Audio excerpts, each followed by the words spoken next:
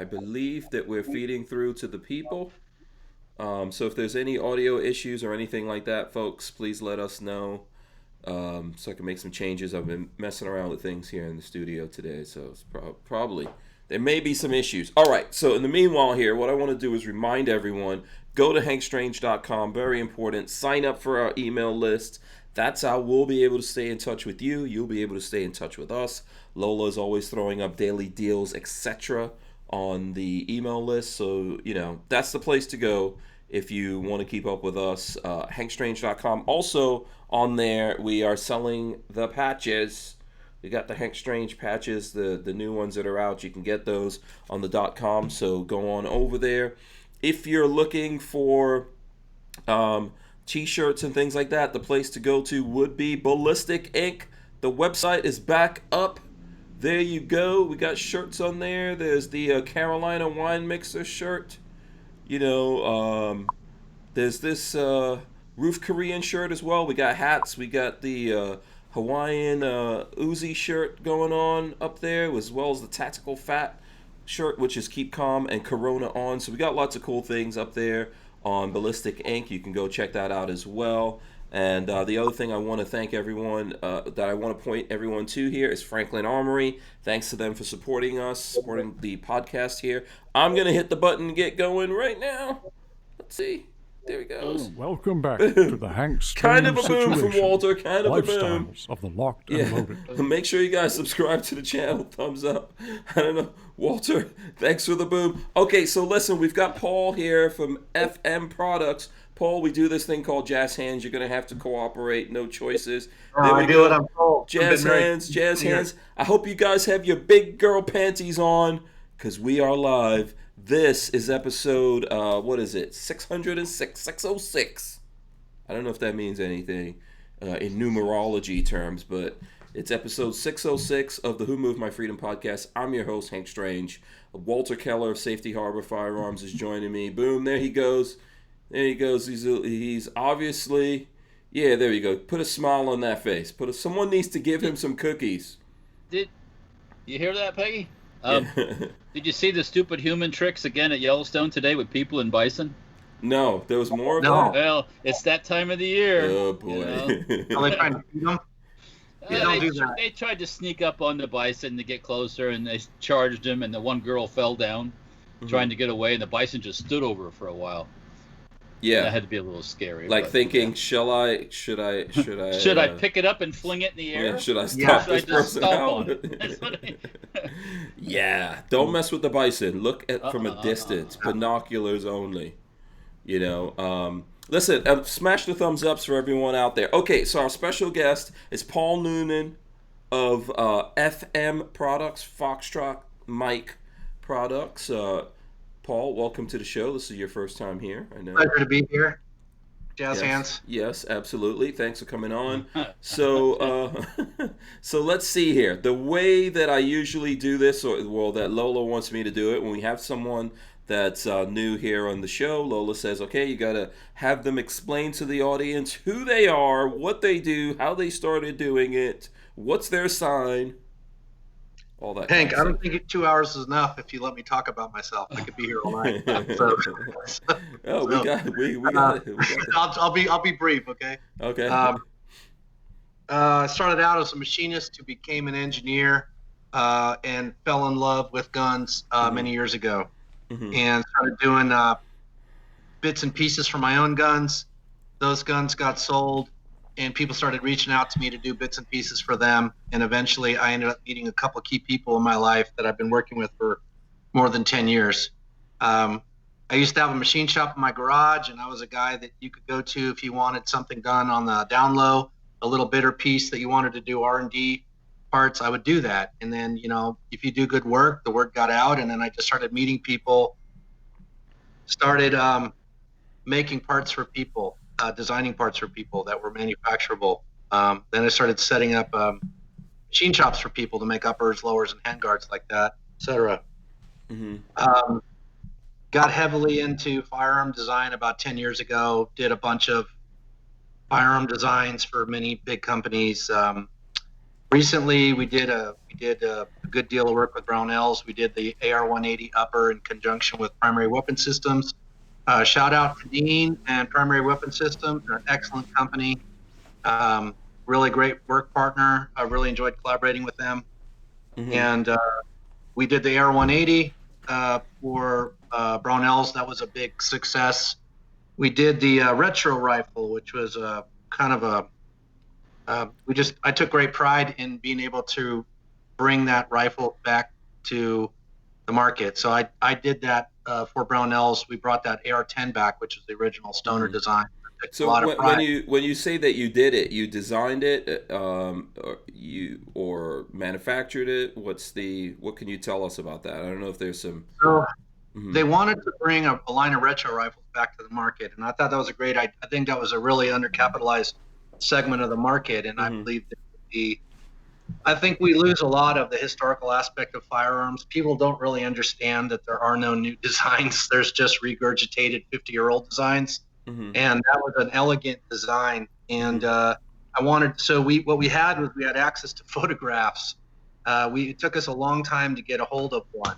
And so we designed that AR-10 based on photographs, which I'd never done that before. So we got some high-res photos, and we figured out how to measure them, and we started to design based off photographs. And then we got our hands on one, and it was pretty dang close. So we it had the charging handle in the charging handle under the carry handle, the trigger style, the old school style. So there wasn't a traditional charging handle. The peep sight, all the hand guards, all the furniture. Basically, we just designed it as close as we could and brought a good clone of the original Stoner design, which I was really proud to be a part of. Okay. And they were if you think about it, it was the first gun they ever put their name on.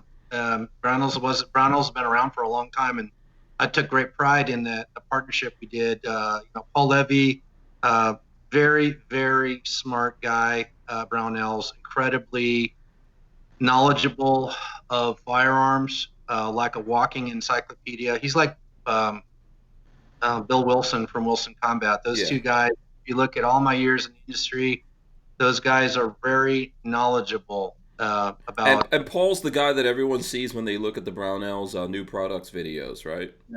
Yeah. Very, very sharp guy. He's very, very talented, very smart. They're very lucky to have him. He's an exceptionally smart guy. So he and I really did that together. It was his idea, and the Barnauls team. We brought that together three years ago, probably, and I think we were at 2018. We launched that. I think that was when we launched that. We did the 180 last year, which has been a huge success. Yeah. Oh, go ahead. Prior to that, I worked for Wilson Combat. I was heavily involved in the design of the EDCX9, which is our double stack handgun. Many other guns before that. Before we started our own company, we did a lower that was had two magazines in it. One in the pistol grip, like a Glock, where you would operate with your thumb, and then the primary magazine you'd operate with your index finger. We had a real hard time ever making enough of those. We had some challenges with production, so we brought that mold in-house. We're working on a new revision of that, which we'll probably have in the fourth quarter through Nordon in Rochester. So Nordon's a great mold house to work with, really, really good quality.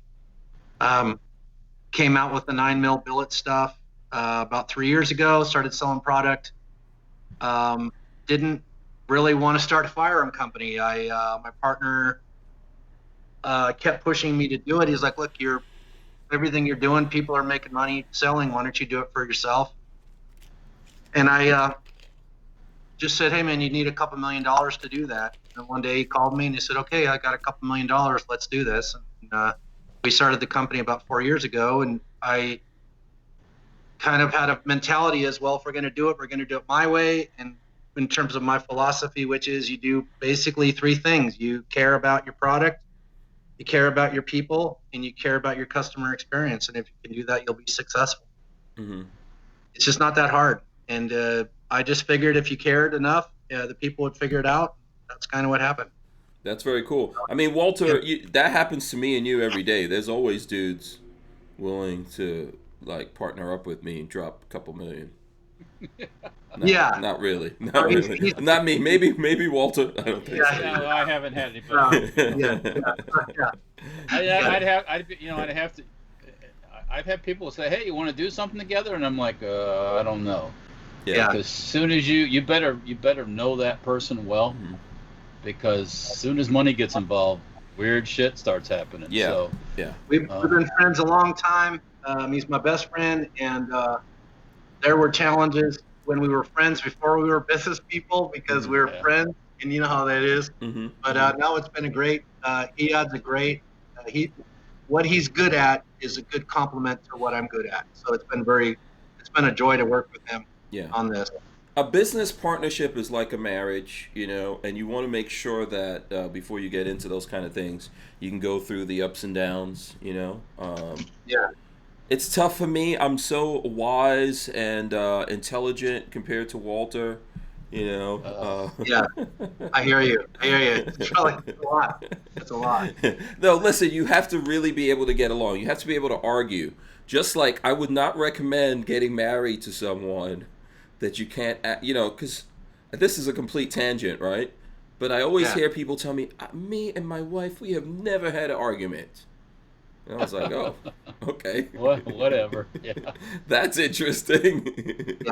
Yeah. So yes, you have to, I think that's the same thing when you get into business together, right? To really be friends, you have to be willing to to argue with each other, and at the end of the day, know that other person across from you is doing this because they love you, they care about you, they have your best interest at heart. So I'm pretty sure that you guys didn't randomly get into this thing together. Well, we have had some real serious disagreements, but the damnedest thing happens. I will, in 24 hours, he will come around to the way I see it, and I'll come around to the way he sees it. It's like, it's funny. Like initially we'll be very, passionate about it. We'll have real heated arguments sometimes. Doesn't happen often, but I'm Irish. If you're gonna have an argument, you want to do it right. You know what I mean? You're not gonna have half an argument. Yeah. So, I always tell Lola, I might not be right now, but I will be. You think so? Yeah. Yeah. I will be. What I'm saying might not be right now, but it will be. Is that what you're saying? Eventually. Eventually? Yeah. So cool. All right. So you guys, so you started FM Products, and which I'm gonna, I'll throw up the website here for people who want to see what the website looks like. It's fm-products.com if you guys want to take a look at some of their stuff. If you've heard about them before, if you have some questions or whatever, you can definitely let us know here, and we'll relay those questions out there. It looks like you've worked with Primary Arms, Optics Planet, Barnauls, GS Glock Store. Yep, we work. Surplus, we do Arms. A lot of. We work with Amchar. We work with Glock Store. We work with Rainier. We work with Primary Arms, Barnauls. Mm-hmm. Many of the bigger direct-to-consumer retailers. Okay. And then when I look, go ahead. No, we try and do exclusive SKUs, so each company can have their own kind of swoosh stripe. That's kind of what we do, so that they can have their own lane. That seems to work well with us. Mm-hmm. Okay. So, and then when I'm looking here at the site, and as well as there's an IG that everyone can go to, and if folks out there already have something from you guys, let us know. Let us know what you think about it. Let us know if you have any questions. This would be the perfect time to. No, you can't. Are good? Can do that? No. I don't know. I don't know. This is my first podcast. I'm learning as I go. Yeah. All right, I didn't know that. Yeah. Sorry. Right. Tell me the rules. That's probably. Yeah, we can't show anything. What we're showing here is on the website. Got it. You can't touch anything. Really? I'm still learning.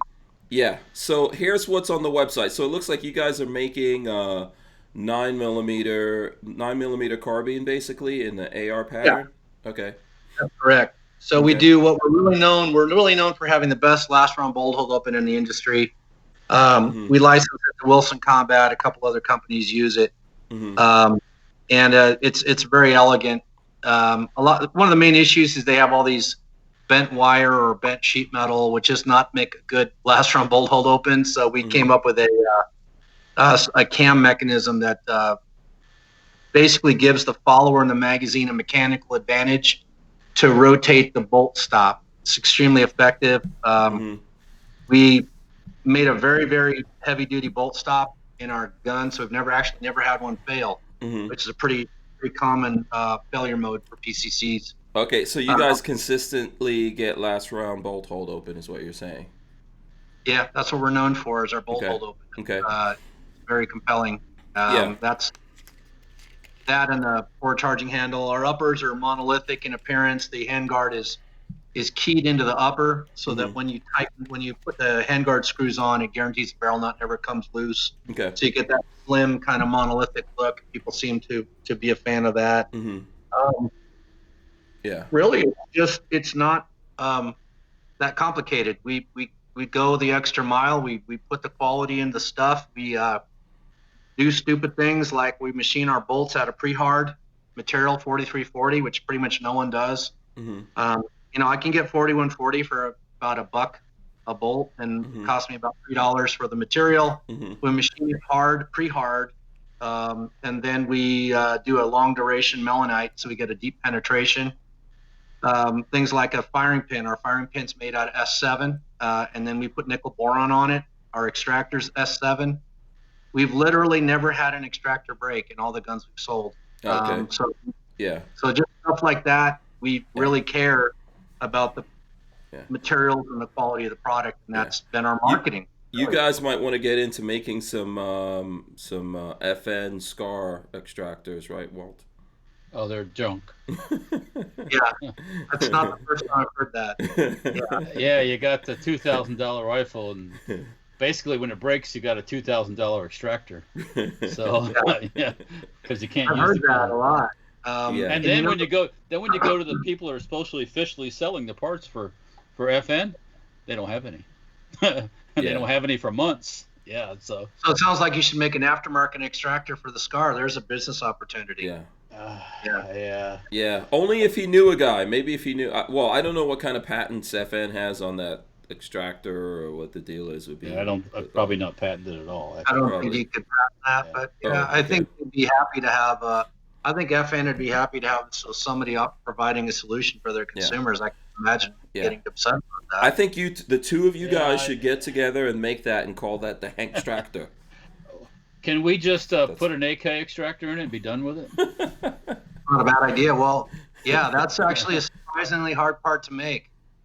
AK extractors are very hard to make, believe it or not. But I've made those too. Yeah. So those are a pain. I'll never make another AK. They're near impossible to manufacture. They're near impossible to inspect, and they're the prints are near impossible to understand. And then you don't know you have a bad part until the whole gun's assembled. It's a nightmare. I wouldn't build AK to save my life. We should get into that here, Walt. You want to get into Paul's saying that you'll never make AKs again. So what can you talk about what AK you've made? He said he'll never make AKs. Oh, okay. Did you ever you made an AK at some point or no? Me? Yeah. Oh yeah. I've designed several AKs, many AKs on the market. I've designed the whole gun. Mini guns. That's it. Okay, so let's go. Let's talk about this. We designed an AK, and the customer was bringing an AK to the market, and before they went into production, they wanted 6 guns to run 20,000 rounds full auto, and that was their standard before they cut a PO. Okay. So the guns we did a metallurgy test on a Russian AK, and the closest material that we could find for the bolt, the carrier, and the trunnion was 4340, which is some material I really like. It's probably why I make my bolts out of it. And I figured, well, if it's good enough for AKs, that's what we should do. So we made a forged trunnion, a forged carrier, and a forged bolt, and then it's secondary machining. And we made those parts based on an original Russian AK that we reverse engineered. Very time consuming. Okay. Those first 20 guns, we would do. We tested the first 6. We would take 20 mags, fully load them, run full auto until the barrels would get red hot. We'd let it cool, and we'd repeat. We did that until we hit 20,000 rounds. We didn't lose headspace. We didn't have a malfunction. The guns were perfect. I got paid. I left. Then at some point, they decided that it was too expensive to make guns that way. And they decided, well, we're going to try and cast them out of 8620 to save money. And the rest is history. Yeah. So why is that? So, like, yeah. So for someone like myself, Walt, who doesn't understand the metals here, why was that a bad thing? Well, no. Let him explain that. Yeah. Okay. Go ahead, Paul. Well, when you forge material, you are forcing more material in the same amount of space, and therefore have a denser piece of steel. It's much stronger. And what happens is at a molecular level, the grains of the metal, they align themselves in a different way than if you extrude them in a bar or cast them. So in terms of strength, there's no stronger way to make a firearm part than to forge it, because you're forcing the material together. The material's also under load, which is helpful when you're machining it. So what people do is they try to find ways. They're like, I want to make cheap. The downfall of this industry is when people try and save money. I want to make more money. They're short game, you know. I'm a long game guy. And they found a way to cast these parts, and they used a material. Then the manufacturer didn't want to do 4340, so they did 8620 because there would be no handwork. When you cast 8620, you don't have to do any secondary operations like tumble or blast to make the surfaces look smooth. The grain structure on 8620 is very fine, so when you cast it, the surface finish looks really good. If you use a premium material and you cast it, you might get a rough surface finish that would require somebody to lay their hands on it. So the manufacturer made a decision to deviate. The person who contracted me to design the AK made a decision to try and save money to cast the parts. So they made independent decisions. They put the AK together, and then they had problems, which I would expect, right? I'm sure you would too, right? So casting it wasn't up to the spec of what you designed it to be. No, if you cast it, you're gonna have for that, it's not a good application. You just can't cast AK parts and have them work well. Some parts you can do successfully, front sight base, maybe even the gas block. There are some parts that you can cast successfully, but definitely not the trunnion, the bolt, and the barrel. Okay. No way around it. I mean, the reason why that sounds interesting to me, right? And you, both of you guys manufacture stuff. That's why Lola thought it would be cool to have you both come on here at the same time, since this is your first time. Obviously, Paul, Walter, he's old hand at this. But the thing that's interesting to me is, like, I thought AKs were easy to make, that dudes can make them in caves somewhere. What's no? Well, over in the old country, first thing, they don't have 100-axis CNC machines. They do that. One machine does one op. It goes to the next machine. It does another op. They might have 20 machines making that one part. 50 operations, 50 people to make the bolt at Blishnikov Concern, and they're all women. All the women do with the women. Each bolt, there's a single operation someone does. They hand it to the next person. They do an operation. They hand it to the next person. There's 50 people in a line making a bolt, and they've been doing it. They've been trained to do it over and over again. And you're saying that's what makes it good, right? That's what makes those parts better. What makes it good is that they had unlimited time and money and resources to create a process to do this, and they got good. Anybody given enough time and money can get good at anything. And it was a state-run program, I'm sure it took them a long time to get good running guns. Very difficult thing to make. Very difficult. Yeah. Go ahead, Walt. No, and once again, the first AKs, they had problems with the first AKs. So, but the Russians can go to Egypt and set up a factory, and the Egyptians can make them. The Chinese can make them. So it's not a thing that we can't make them. It always turns into this thing that somebody tries to cheapen it up. And you're gonna exactly right. As soon as you start trying to cheapen things, you're going to try to do things fast as you can and as cheap as you can, and then you might get lucky and get by with it. But like in that I probably knew who you were talking about in some of this stuff, because I've seen some of these cast trunnions and stuff, and they're scary. So, Yeah. Walt. No, I'm I'm sure. not going to give any I don't names. know if we're thinking the same thing, but go ahead. Yeah, we don't have to. Huh? Say that again. I'm sure we are. Yeah. Yeah, I'm sure he know. I'm sure he knows exactly who I'm talking about. The But, problem is they'll work initially. Like the problem is when you do. So we were doing test fire. Went to another company. We did AK parts. And when you do test fire, you'll do test fire every day where you might shoot. You'll be in a shoot room and you'll do 20,000 rounds and you'll check headspace all along the day. That's really hard work, man. That's really hard work doing that for 6 months, shooting 20,000 rounds a day. People think that's fun. It's not. Being in a shoot room, just with a snail, shooting, rapid firing, it's awful. It's awful. And you can have a gun that'll run okay for 1,000 rounds, and then you'll have problems, or 2,000 rounds, and then you'll have problems. You can be very, very deep into development when people are trying to save money, and you'll think it's working. You'll get the wrong impression, and you may go into production and ship product, only to find out after products made it out there to the world that it's problematic. Yeah. So you can learn a lot from what not to do when you work for some companies. Many things I've learned was what not to do. Yeah. But Walter's right. I mean, as soon as you start cutting corners and trying to save money, it may work for a time, and they'll get the impression it's good, and they'll hit the gas pedal, and then the world will find out. Yeah. And then Robsky gets one. Yeah, Robsky. Exactly. Yeah. Now, he puts those hands on it. Yes, exactly. So yeah. So let me ask this. And by the way, smash the thumbs ups out there, guys. I think we're like warming up to a pretty good conversation here. So you guys mentioned, I think you both mentioned it. I know Walter just said it, that the problem comes up when trying to make it cheap. So an AK. So let's say a good quality AK made in America. Do you have an idea of what that should cost? Because like, how cheap are they? Well, how much money are they trying to save off of that AK? Is what I'm wondering. That's creating that problem. Is it $20 or? That's a difficult thing to answer, because if I am a company who doesn't have a machine shop, and I have to pay a machine shop, that machine shop has to turn a profit too. So there's an extra layer in there. I make parts for myself. If I'm at a different advantage than a company that buys parts for someone else. So my price is going to be different because I make parts for myself.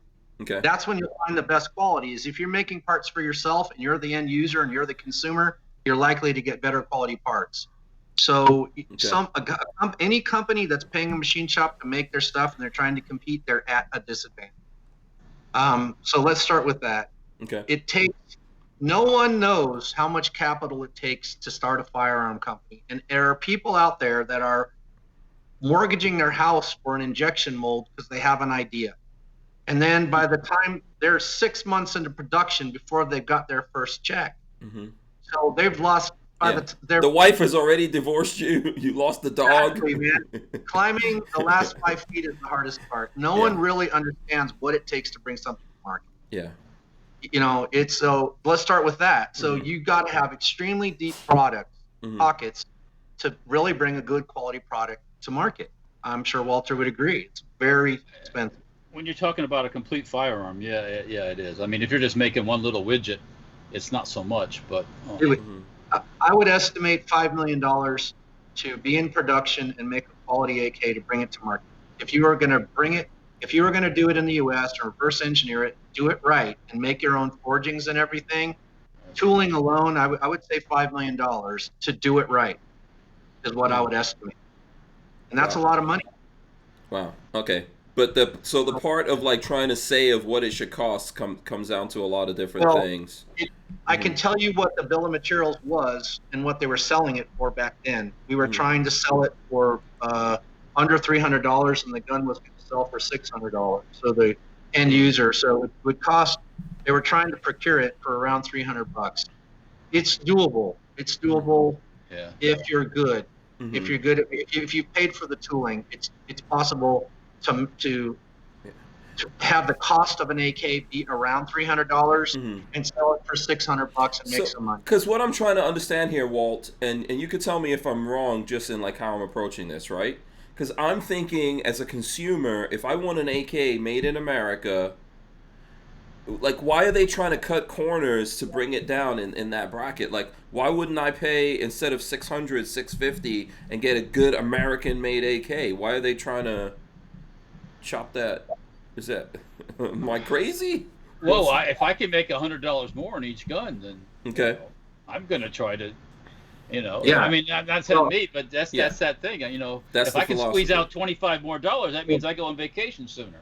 Okay. Yeah. I mean, Everybody's trying to make helicopter money, right? Yeah. Hank, it isn't.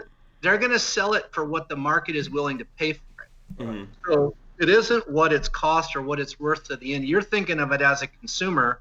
A manufacturer is going to say, how much can I charge it and have people still want to buy, right? Well, because, okay.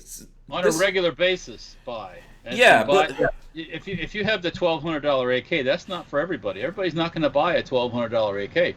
But if you got a $600 good AK, people will buy it. People will spend the money. Yeah. So Exactly. this didn't happen to me because here's the thing. Like, I guess I'm seeing it from the consumer point of view. And as a consumer, so as a consumer of guns, you buy a gun, what are you supposed to do if it's a piece of crap?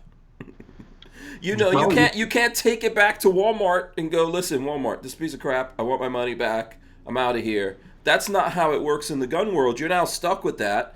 And if it's known to be a piece of crap, it went from you spending, let's say you spent $500 on it, or $550 or $600 or whatever, right? You spent $600. It's not worth that. If you try to sell it on to someone, it has a bad name. No one's going to want it. So you're losing all of that money. I remember I had this issue. There was a manufacturer of ARs. This is not an AK thing, but and I've probably seen some of this stuff you guys are talking about when it comes to AKs.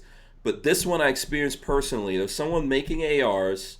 They kind of got in at the end of the AR thing, and they were like, "Oh, we're gonna make these ARs, and we're just gonna say that they're high end, and we'll be able to sell them for $1,200." So they showed me these ARs in the factory, and I'm looking at it, and I pick up. First of all, when I'm looking at it, I don't see $1,200, and then when I handle it and I'm pulling the charging handle and it's all gritty, it doesn't feel like $1,200. When I test the trigger and the trigger's sticking on the release, I'm like, this is not $1,200. Don't do this. And they just thought I was crazy and didn't want to talk to me anymore. So, I'm sure everyone wants to have a firearm company. Everyone thinks it's going to be easy. I'm sure Hank knows 100 people. I mean, Walter knows 100 people like that. Mm-hmm. That he's met that say, I want to have a firearm company. Everyone, I want to do that too. I want to do like you do. This industry is a meat grinder, man. And if you don't have some connections, and if you're not good at manufacturing, you got a tough hill to climb. How are you supposed to compete if you're in ARs with Bravo company, right? They make a great gun. I mean, they've earned their reputation. How are you going to compete with that? What, I'm going to be a new guy? And I'm going to say I'm better than Bravo Company? Why would I believe that? You know what I mean? They've earned their reputation, right? Mm-hmm. Go ahead, Walt. No, I mean, the AR, I would never, well, the only way you can make it doing AR-15s is if you're doing something really different. Because everybody makes an AR-15, because anybody can make an AR-15, to be quite honest with you. That's what everyone says, but that's not exactly true, but I get it. Well, I mean, you can. If you dropped enough money in my pockets, I could be a major AR manufacturer tomorrow. Okay. All I have to do is just buy the parts. Right. That doesn't mean that it's going to be anything anybody's going to buy. It's not going to be radically different or right. It's anything. just going to be a regular old gun that the parts are off the shelf. Yeah. So the only thing you might have, I guess, is what you guys are saying is if you could come in and go, hey, we can make this cheaper, but if you're making it cheaper, you better be making it just as good or better. I'll never do a $400 gun. They can have that section of the market. I don't want any part of it.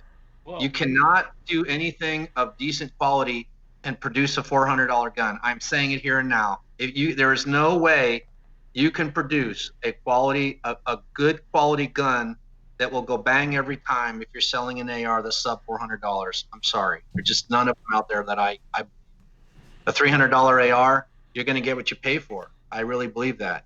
Okay. Walter, do you You're want right. to counter that? You can feel free to Yeah, counter I mean, that if you want. okay. Yeah, I know you might get something that shoots, but it's not going to be. You I know, don't know how you say it. I mean, It you might need to not be go- up to snuff. So, for example, Walt, like you're a manufacturer. So if you got something that was a good deal, which I've seen you do this before, you can work it and fix stuff. But the average guy out there can't fix that. Well, yeah, And once you burn that guy, he's done with you. Yeah. Yeah, once your AR stops extracting, or it's doubling, or Yeah. or and some of the simplest things in the world, some people are completely befuddled over, because they don't know any better. So what do you do? Mm-hmm. Then it's kind of like having a car that doesn't run and you don't know how to fix it. You just throw money at it. Yeah. right. Let's Exactly. replace this part. Let's replace that part. Let's replace this part. Yeah. Mm-hmm. Well, and also it's just think about the consumer that's buying a $1,200 gun and the consumer that's buying a $400 gun. Mm-hmm. The consumer that's buying a $1,200 gun, he's not gonna fret if something goes wrong. He'll reach out to the company and get it fixed. Mm-hmm. That guy that bought that $400 gun, he probably put $50 a paycheck away. It means something very different to him, right? Yeah. So, that customer is entitled to be really pissed Mm-hmm. if he's a blue collar guy and that money was hard to come by if his gun doesn't run. I'm gonna tend to take his side. Mm-hmm.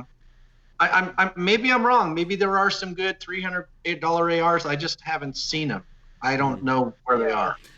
And then sometimes, so I know people are like calling out names and stuff. Sometimes I think what we see, so this is I guess we could call it a strategy, right? There's some companies that make something that they really should be selling for about $600.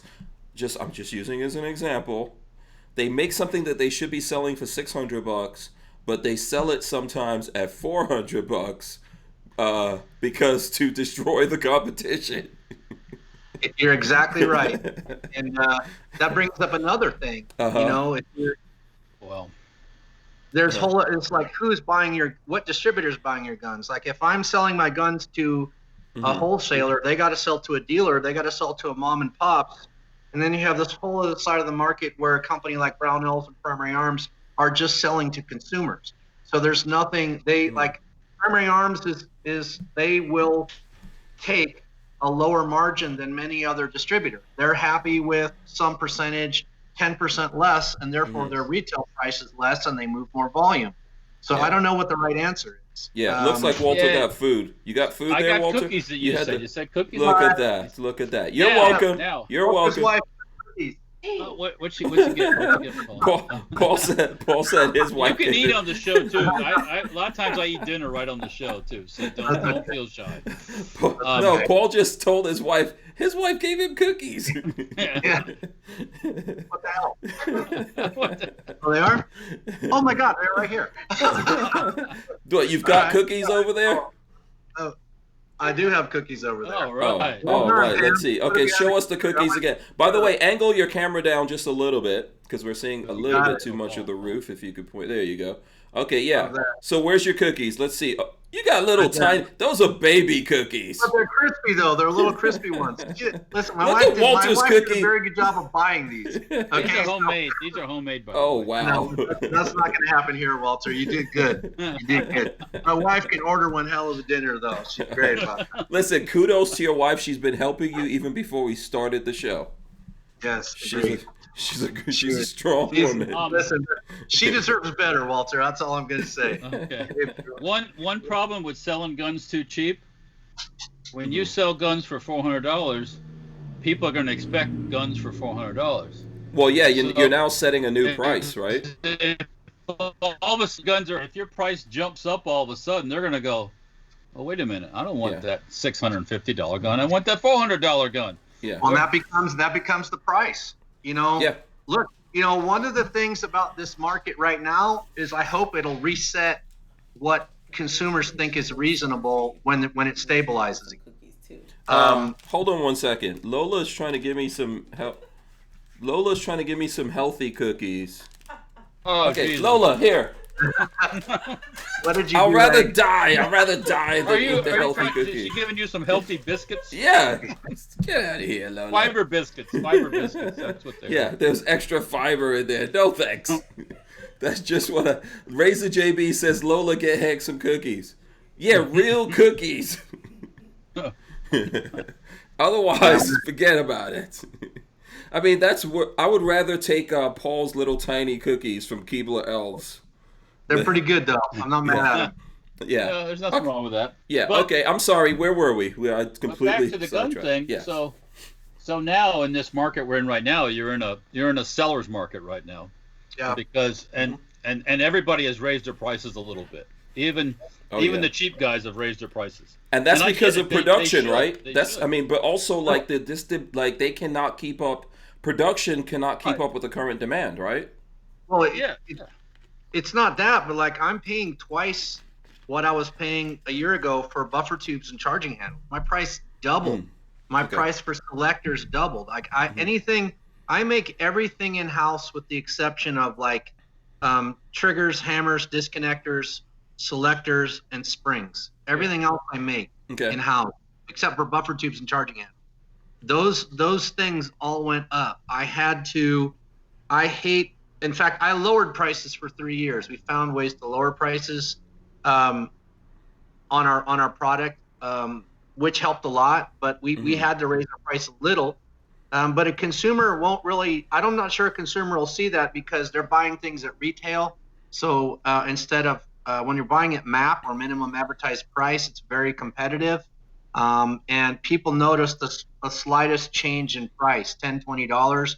But when everyone's selling at retail, the distributors right now are absorbing that price increase and just selling things at retail, which is what we negotiated because I don't want to raise the price on my stuff for consumers, which people do in these markets. Yeah.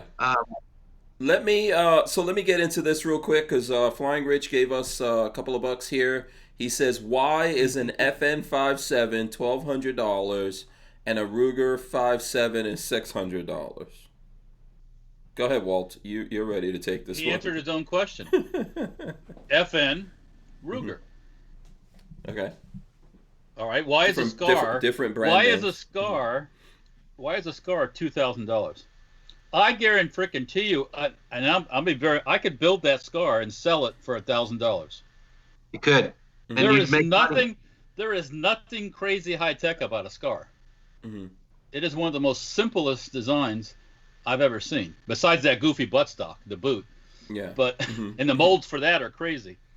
But making extrusion is not that expensive. You pay for the dies. Well, they can't even be consistent with the polymer color, which is kind of weird. Well, that's all. That's it purposeful. That's not. Oh, it's deliberate. Okay. Well, I mean, they don't care. You're it's going to buy a French it anyway, design right? kind of thing. Is that? You're going to buy it whether it matches or not, right? Yeah. The French Well, dudes get choice. paid more, I guess. Or no, it's not from. What is it from? Is it Belgium? Yes. Yeah. There's something to be said for what the brand they've developed because people are willing to spend $2,000 on that gun. Yeah. There's something to be said for that. I mean, I can't do that. I won't do that. I'll never be that company. But if they can do it and people will buy it for $2,000, maybe they're the smart ones. I don't own a Scar. I'm not going to buy one. Oh, I have to. I mean, Yeah. You have to? Yeah. Did you get those on a special deal, Walter? Well, I didn't buy them during crazy times. Oh, okay. That makes sense. I don't buy during crazy times. Yeah. Because I've learned it'll come back down eventually, and there'll be sales. Yeah. Yeah. Agreed. Yeah. So I think that's the thing. Yes, it's man, it is a thing. It's happening. It's happening. That's this is a thing that's going on in the industry. I've seen companies like that are making things. So for example, I've seen that when it comes to some of the guys out there that like someone mentioned Hudson. You see, Hudson came about. They started selling their stuff during the worst possible time. It was in one of these gluts. It was when AKs were. AKs. Well, I'm not going to use that example but when stuff was so cheap, because these people just had to move product, Hudson pops out with a $1,200 pistol, and I'm thinking to myself, how in the hell are they going to sell these things? Yeah. Well, it's got a nice box. It looks like an Apple box. No, it's amazing marketing. It's like, it's very, very elegant marketing. Yeah. Very expensive market. But you have to be able to, you have to understand who you're selling to as well, and a lot of guys would have rather had, instead of that being $1,200, they would have rather had that come in a paper bag and pay $600 or $700 or something like that. Yeah. Agreed. And so, I believe this is public knowledge, but and I could be wrong. So just take what I'm saying with a grain of salt. Mm-hmm. But I think they had $10 million in investment. Mm-hmm. $10 million in investment in that company to produce 600 guns. 600 is what I believe made it to the market. Wow. I mean, I can't. There's I don't even know what to say to that. Yeah. The extractors, I guess, were breaking on those too, from what I heard, right? They had some, that's a whole nother nightmare. I know they had some issues with what they put out there. They had issues that I'm not sure if it's 600 guns went out. And I know there's guns floating around out there that are still brand new that no one's, maybe stores have them or something like that. But there were people who sent stuff back and then never got those guns back before they went out of business. So those people completely lost their money. At least the folks that have them still have them. And then I know there were parts that went out there that I forgot the name of the company. Who was it? Someone was making those parts for them, like you said. In Arizona? Yes, I'm familiar with the Babyface. Yeah, Babyface. Yeah. KE Arms. KE They Arms. owed a lot of KE. money. They were owed over $1 million, I think. Yeah, KE really took a bath on that one. And Babyface has made some videos about this thing, because he bought one and KE Arms had some replacement parts out there and stuff like that. It's a nightmare what happened there, but yes, they got caught. There are people who, especially people jumping in for the first time into the industry, that get caught up in the glitz and the glam, of we're just going to pay off everyone. All the magazines will say how awesome we are. We'll get the top spot in SHOT Show and do all of this, but ultimately you have to deliver something that people are going to buy enough of that you could at least get a good return on investment, even though you lose some money, I think, right, in the beginning of putting things out. Mm-hmm. I find that very infuriating when I see companies spend a ton of money on marketing and put a subpar product on the market. I mean, there's some really, really crappy product and some really good packaging I've seen. Mm-hmm. I mean, that makes me laugh, that really infuriates me. I really care about the money people spend on my product. Mm-hmm. Our thing is, it's better for less. It's not a difficult thing for a consumer to figure out. Mm-hmm. If we have a product that's better and it's half what our competitors are selling it for, we're going to sell a lot of product. Yeah. So Mr. Lovell says it was a cool gun. It just flew too close to the sun, so to speak. That's from Mr. Lovell, which I think is true. And Kermit Loves Bacon says, good evening all. FM as in Foxtrot Mike stuff. Yes, that's who we have here. And Brian Quick, I'm just getting some comments in here real quick. Brian Quick says H&K milks the German surgical engineered weapons mystique for every penny they can get. They are good weapons, however. Yeah. So, I don't like HK. I don't like the company in terms of that kind of image they put out there, because I think it's a branding thing that they have, we don't care about the lowly civilians. We build this for the real operators. We're too good for you. Yes. Yeah. So that would be my problem with HK. But yes, they do make cool stuff. Yeah. I mean, it's 416, 417 is cool stuff. I know some high speed low drag guys that really love that stuff. I don't own one. Again, I still think they're cool. I probably wouldn't buy one. Mm-hmm. I can laugh about HK making an AR-15. Mm-hmm. Well, They're making an AR-15. 416 is kind of an AR-15. Yeah.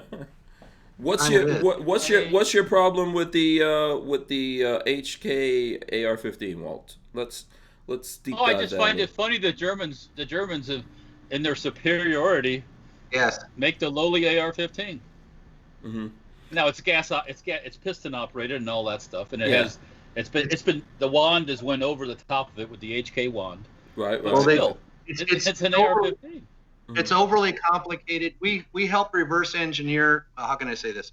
We help Barnauls brought in a bunch of 416 and 417 kits, and PWS and FM worked together to produce the parts that couldn't be made, things like bolts and barrels, so they could complete those kits. We also made the low receivers. So I have some familiarity with those kits. I will say this: the machining is absolutely beautiful on an H&K stuff.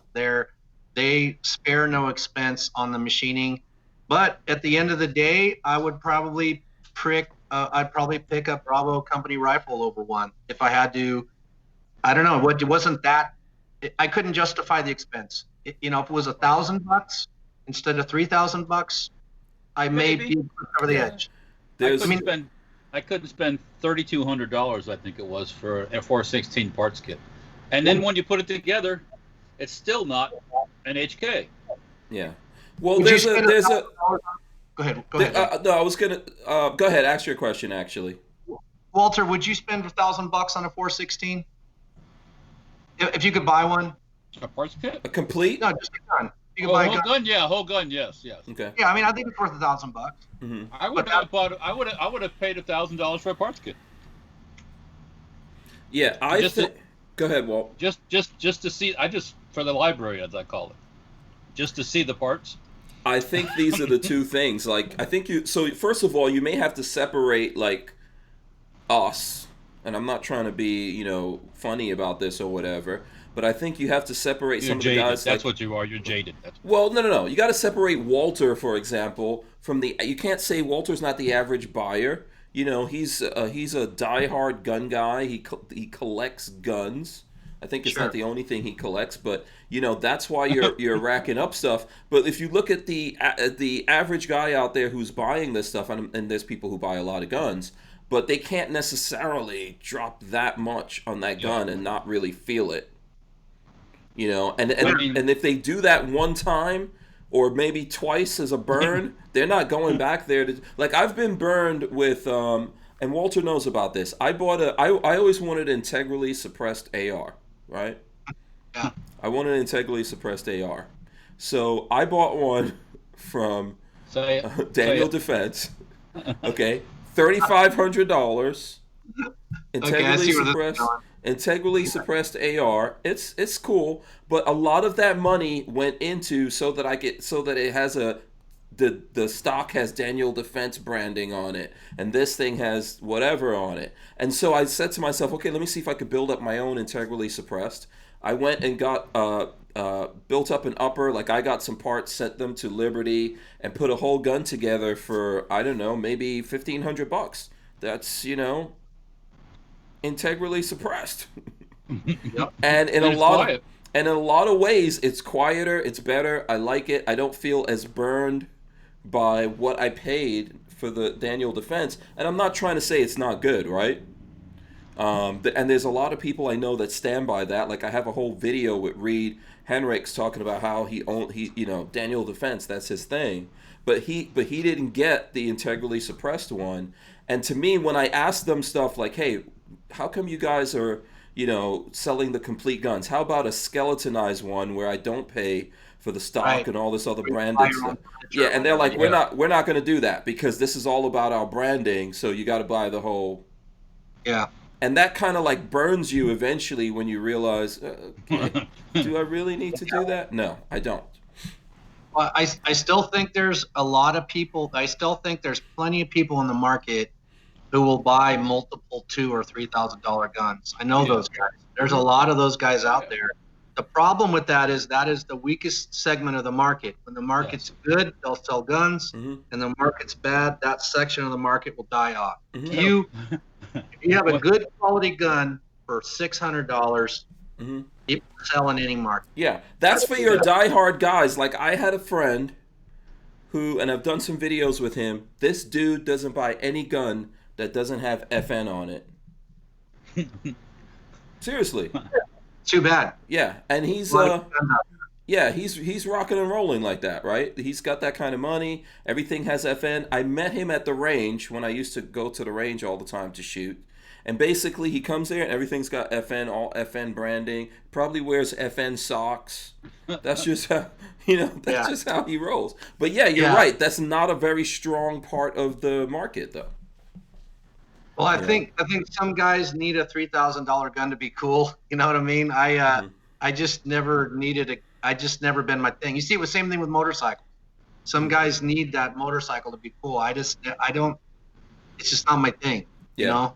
Are you a motorcycle guy? I used to have a motorcycle shop. I used to restore classic Japanese bikes, and I would sell them back to the Japanese. Believe it or not. Very cool. Very cool. Selling them to my wife. Yeah, a long time ago. Oh, nice, nice. Yeah. So I get 69 to 76 Honda CP750s or 900 Kawasaki 900s, and we'd restore them and we'd put them in shipping containers. You ever built any cafe racers? I've had thousands of motorcycles in my life. I've got a bunch in my garage now. Okay. I don't ride anymore. Mm-hmm. I have a lot of bikes. I really I like the old. I like them all. They all have beauty and they all speak to me. Mm-hmm. I don't really ride anymore. I got too many people that are relying on me to get hurt. So I don't think I'm gonna ride. Understood. Again. Walter is into he's on his mini bike obsession kick right now. I just bought two very classic dirt bikes. I bought Tell me about that. A 1981 CR450. Ooh, that'll kill you dead. Yeah. And that's a neck breaker there. No, you better have a neck brace, dude. I'm telling you right now. And a 1978 Mako 400. Mm-hmm. Those are both. They're machines. They're machines. Really, yeah. But it was one of these deals I couldn't pass up. I mean, it was just incredibly cheap. And the Mako was from the original owner. I don't know if the CR, he was the original owner, but he bought the Mako when he was like 20-something, brand new. So yeah, those are both very, very fast bikes. Yep. Yeah. With not very good brakes. Yeah. As dudes, I think we all have some mechanical obsessions, Your cars, huh? Yeah, I'm into cars. I'm into cars and stuff like that. Just use stuff. Just use stuff, huh? What's your favorite car if you were going to have one? My favorite car, if I was going to have one, if money was not an object, I'd probably have a Bugatti Chiron, something like that. That's my kind of thing. Yeah, I believe in all-wheel drive. Mid-engine. I'm that kind of dude. That's how I roll. Hootie Who in the chat saying he used to have a 1972 Honda CT70 4-speed. Okay, very nice. And those are very collectible now, by the way, too. Yeah. I like that. Look, I have a Suzuki Samurai from 1990. Suzuki Samurai. I had one brand new. I bought one brand new back in the day. Yeah. So I've got what is it called here, Walter? Vintage plates on mine. In Florida. Classic tag. Yeah, vintage, because it's 1990, 30 years old. Florida says 30. I don't know about Idaho, what it is to get the. I think it's the same. It's the same, yeah. So, I'm into those kinds of things. Right now, I'm kind of driving like a used Volkswagen, but That's okay, man. Yeah. A used Volkswagen. Yeah, right. You're driving them. Actually, my car's a R8. I have an Audi R8. I like the German engineering. That's kind of my thing. Even though we're talking bad about HK or whatever. No, and it's not that I don't like HK stuff. Mm-hmm. I do like the MP5s and the MP5K. There's the MP5K. There's nothing aside from Last Shot Hold Open. That is one of the best guns there is. Period. Yeah. MP7 is amazing. MP5 is amazing. Yeah. MP5 is probably on every single gun guy's top 5 list. I guarantee you, MP5 is there. It's got to be. And if you got to use it for work, it runs. Yes. So if it's for real, I mean it's real work, not shooting at the range. Yeah, it runs. Yeah. Double taps. They're a magic show. And MP7 too. They're both amazing. Yeah, and if a company comes out now, I know there's guys making clones of those, right? And they're obviously more affordable than the HK. But let's say like PSA actually drops that that PSA 5 or whatever it's going to be called, the clone of that, and that comes in at a good price, then they're going to sell some. Oh. You know, especially, I mean, you know, we want to make sure it's functional and everything, which hopefully it will be. Go ahead, Walter. Wait a few years. That's all I'm going to say. Okay. Those AKs, Well, you'll know. those AKs that work so good in the beginning. So that's all I'm going to say. You'll know pretty quick whether it is or not, because somebody will get it and run 5,000 rounds through it the first week. I think that's why it hasn't come out yet. I think that's why, like, I think they're trying to make sure that they don't run into that same issue. They don't run into a Robski. Yeah, because they know guys are just waiting out there to put 5,000 rounds through it. Let me ask you this. Do you think, let's say a company launches a gun and it's not vetted, and it goes out into the market, and the market gets wind of that, and you get a stink on you. Can you ever get that stink off of you? Not 100%. Not 100%. No, I don't think you ever get a stink off you. You'll always have people, and you're going to see it in the chat. You'll always have people that'll go like, "Oh, they're still a piece of shit," you know, and it's like. Well, I mean, and you know what? You know what I say is any company given enough time can get good at something, right? So. You know, and the problem is that given enough time, they can get good at.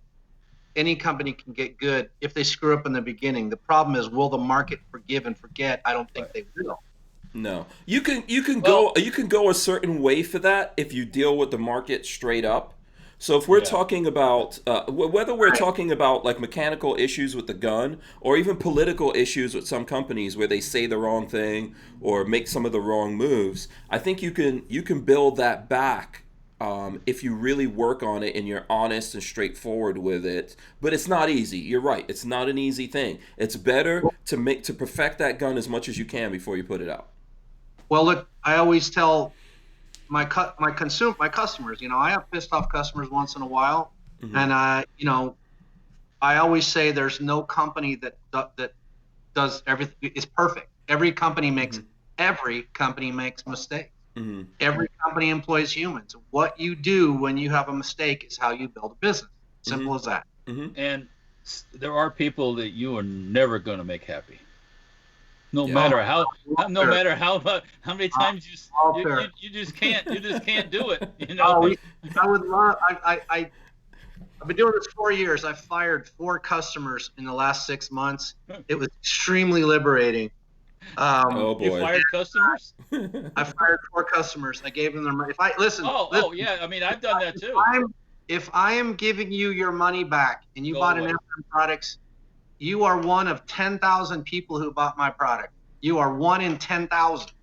I've only done it 4 times in the last year. If you're one of those people I gave your money back, you're special. And I mean that in the worst possible. The special kind of special. Yeah, I mean, you are. Bless their hearts. Yeah, Walter, right? You know what I'm saying?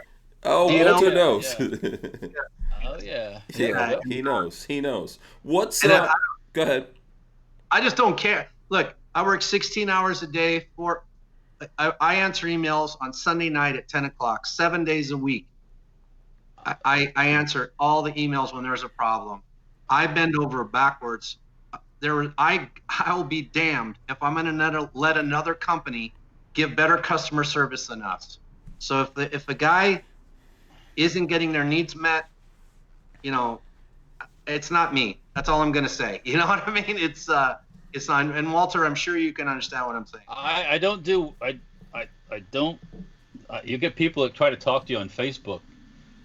You know, you're sitting on Saturday night and you're on Facebook, and people start sending you messages, and they want you to talk to them. I don't do that, because as soon as you do, you're supposed to stay there until you finish that conversation, and it might be.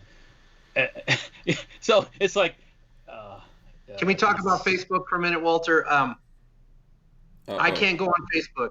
If I go on, I used to spend 8 hours a day answering questions on Facebook. I got to run my business. I can't. I haven't been on Facebook in 6 months, and I won't go on Facebook. And I mean no disrespect to people on Facebook, but I have to be able to run my company. And there's a way to get your needs met, and there's an approach that involves a traditional customer service approach. Shoot me an email, call us, right? Use it. There's a thing called the telephone. Yeah. You know, and you just pick up the phone. You can amazing what you can get answered on a 5-second telephone. The call. Egyptians, the Egyptians invented that technology. Yeah. Really? Telephone? Yeah, no. That's what I tell my kids. Like when my kids are like, "Oh, what about this?" You know, I'm like, "There's this thing the Egyptians invented called a dictionary. Like, what does this mean?" Or you know. Oh yeah. Or even I tell them now, like they're asking me stuff, and I'm like, you know, there's this Google machine was invented. Google. Yeah. The Google machine was invented by the Egyptians. You have the whole world in your hand right here. Google it. You're kids. You have phones. I was working on my Fiat Abarth on Saturday, and I could not figure out the back brakes how it all worked because I haven't done it in a long time. Mm-hmm. I did the old Google thing. 5 seconds, I knew what the hell I was doing wrong. Yeah.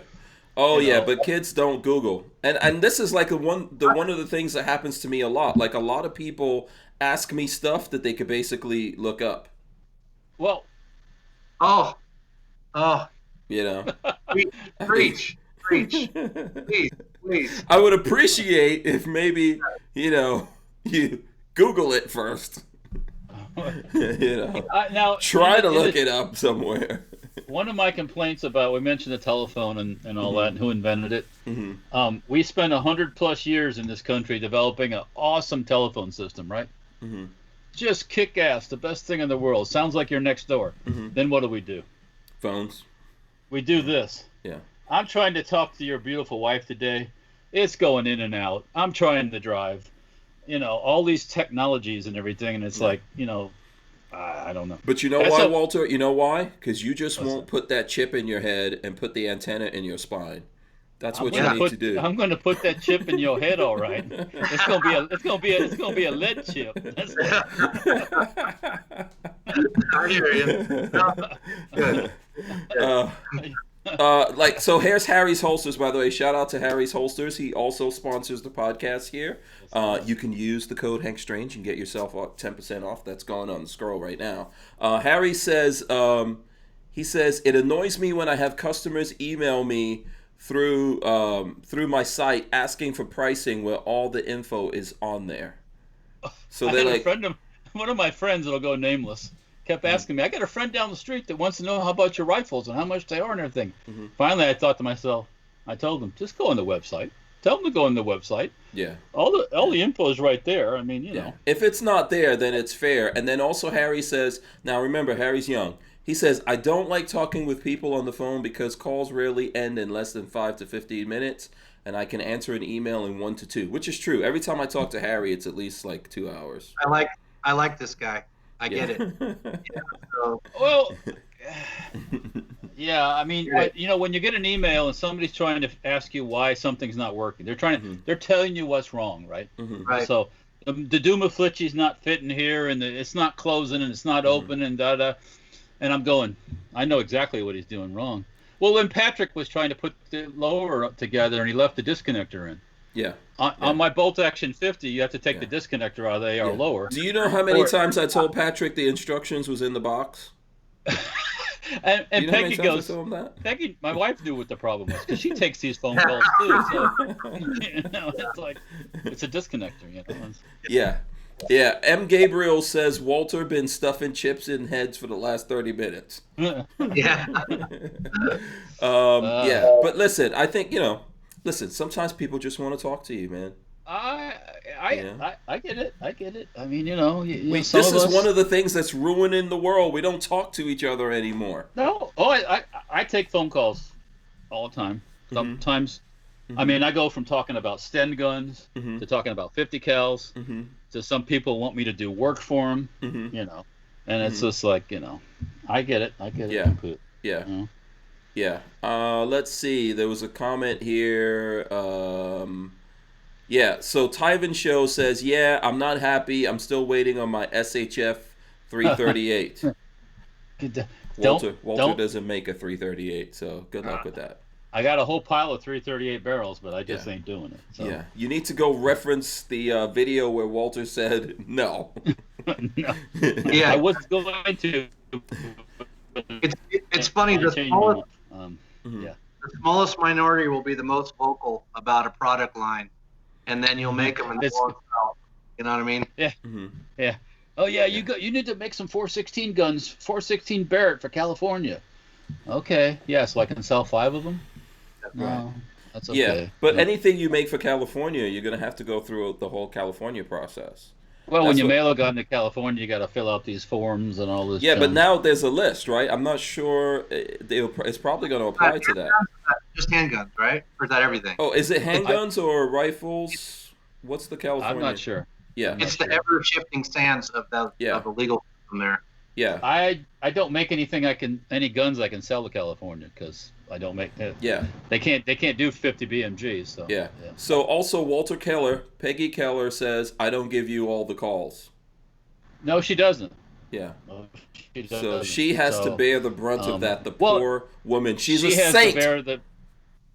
Yeah, yes, she is. She's yes, a she saint. is. See how I do that? How I deal that? That's customer service. Does she answer the phone for you? Yeah, she does. Yeah. Yeah. You hear that? Oh You hear boy.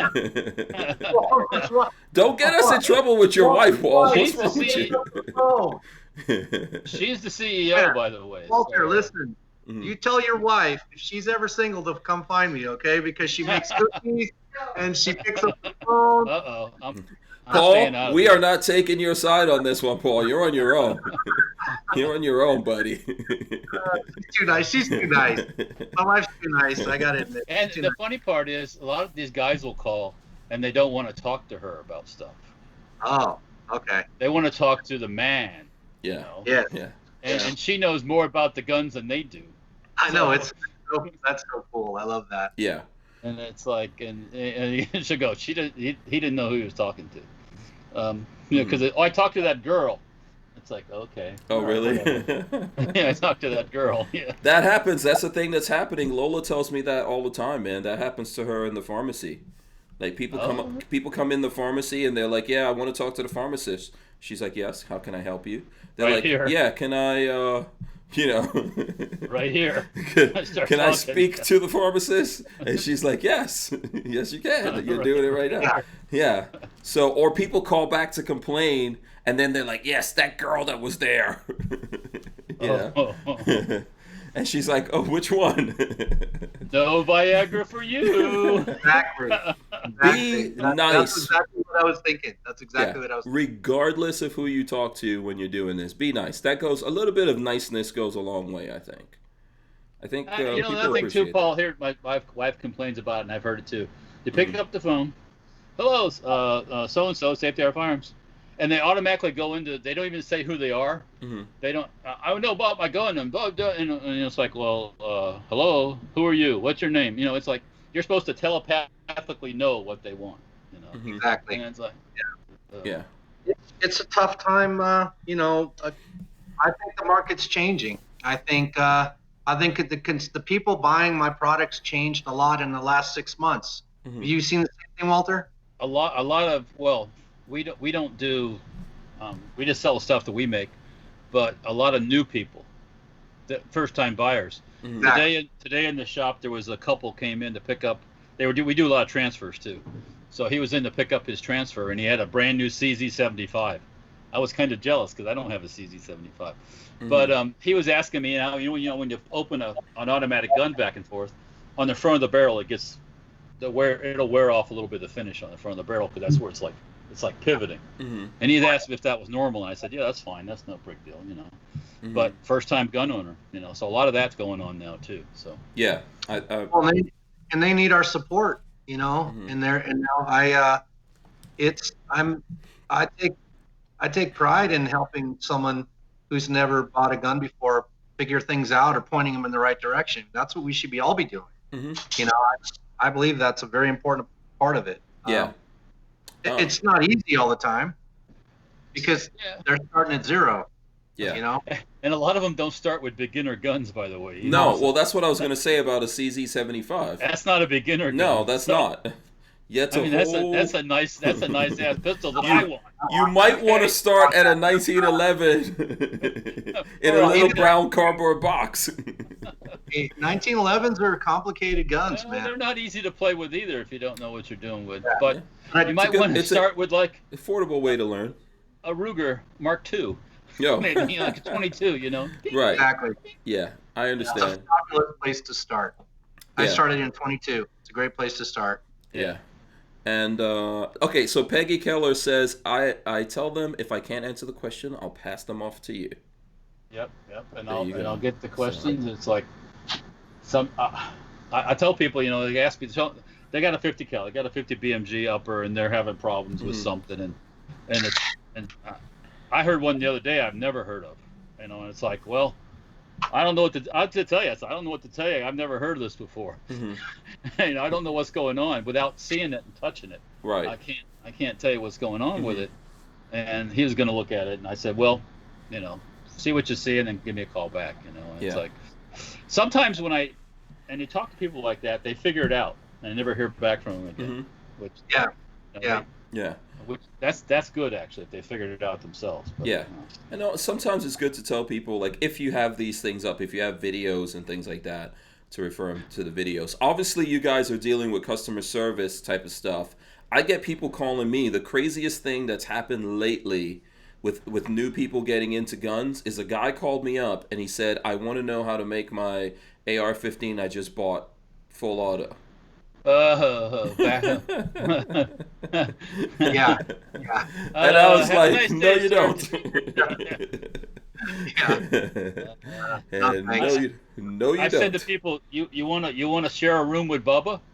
Yeah, exactly. What do you guys think of like binary triggers? Well, Franklin Armory here that is sponsoring us. They make binary triggers. I think here's what I think about binary triggers. My honest thing, even though the Franklin guys, I've tried Franklin Armory, I've tried what's the other ones? Fostech. Fostech makes them. Yep. There's some other people that have made things like that. I think that they're, in the absence of us being able to get machine guns, right, which we can't do anymore because of bastards who've taken away our Second Amendment. I think that they're obviously not machine guns, one. Completely different thing.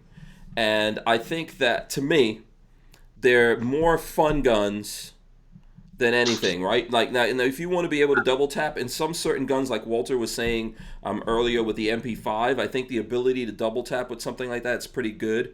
And the way that a lot of binaries work, that it's firing on the release of the trigger, you can get a good thing out of that. It could get expensive. The triggers are expensive, and then the ammo is expensive. For example, Franklin came out with a 22.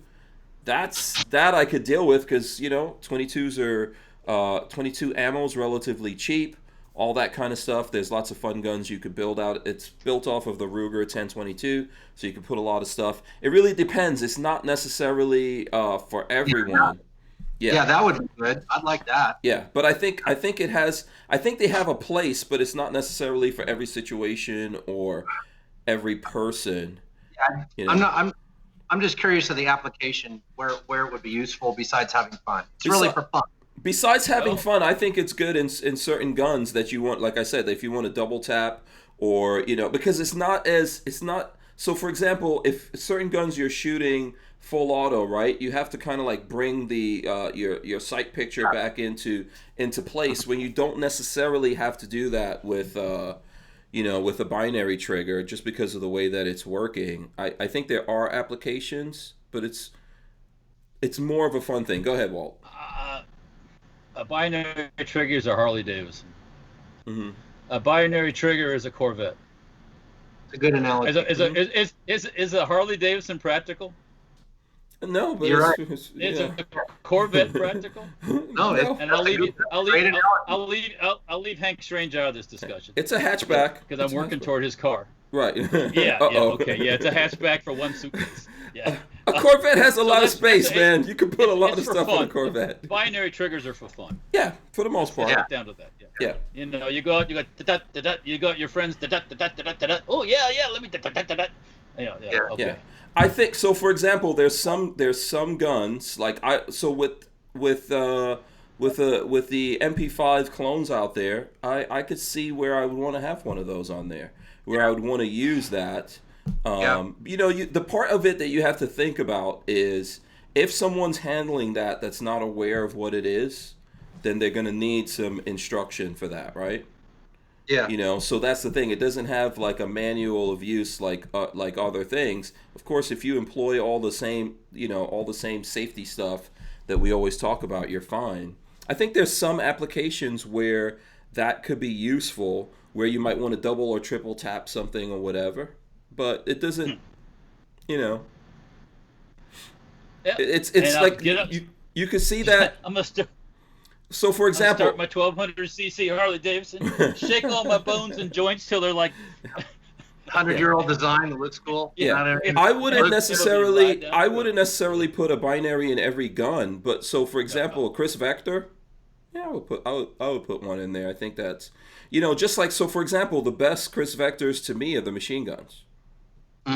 Yeah, I agree. Well, that's what it was. That's what it was designed for. It wasn't designed for semi-auto fire. Yeah, and it's best on the double tap. Like when we were testing those out, when we were testing out the machine gun, actually the double tap off of that's pretty cool. Yeah, It's still it's still accurate. So if you're asking me where I would practically use it, I would say probably something like Chris Vector, MP5 or MP5 clone, maybe those B&Ts that are out there. Maybe the Strybog or something like that. Those kind of things that are out there, I would say. Len Holtz jumping on the Suzuki beat up bandwagon. Suzuki It's Samurai. not dented. His What's he Suzuki is not dented, actually. It's not dented up. Okay.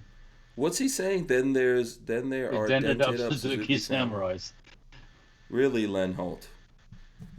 Because it's a real truck. Hey, let me tell you about That's when what- I had my Suzuki Samurai. The damn thing got 30 miles per gallon. Mm-hmm. When it had 0 miles or it had 130,000 miles, it still got 30 miles per gallon. Wow. That little 4x4 little bastard would go all over the place off road. So, hey. It's a good. Okay, I'll tell you something about the Samurai. I don't drive it all the time. I have driven it and all that kind of stuff. I don't drive it. I cannot turn that thing over for 2-3 weeks a month, and when I go start it up, it starts up. It starts up, There you go. So, I mean, that's pretty good engine. Okay, Tyven Show wants you to clean off your lens, Paul. He says, if you read in the comments, please wipe your camera lens off. You're very foggy and, out of focus. Let's see. I'm going to take care of this. Yeah. Be right back. Thank you. So here's what I would say to Tyven Show. Maybe that was a good thing, but whatever. What's Tyven text me about something. Let's see what he texts me. And Harry's Holster is saying Ruger PC carbine and Charger is a fun toy. Yeah, I mean, yeah. Well, yeah. So Paul, once you get your screen cleaned off here, I got another in-depth gun question here for you. Please. Pistol braces. Yeah. When does it end? And, Never. Okay. And now that the majors have all embraced it, all the major manufacturers and the minor ones, the high-end ones, have all embraced pistol braces. Do you think if they threaten it, they'll stand up for themselves, or they'll just cower over and take it? I think that nothing lasts forever, and I think the problem is that my concern is that someone will write the three-letter organization and ask them a question, and then it will get on their radar. I just think we need to be happy while we have them. I think it's great. I think it's great for consumers. I think it's great sports Second Amendment that people can get things in that configuration that are easily concealed. I think there's a purpose. I think it serves a purpose in home defense. I think you can put it in the console of your truck. I don't know. I like them. I think it's great. I think it's going to last forever. I don't know. That's a very good question.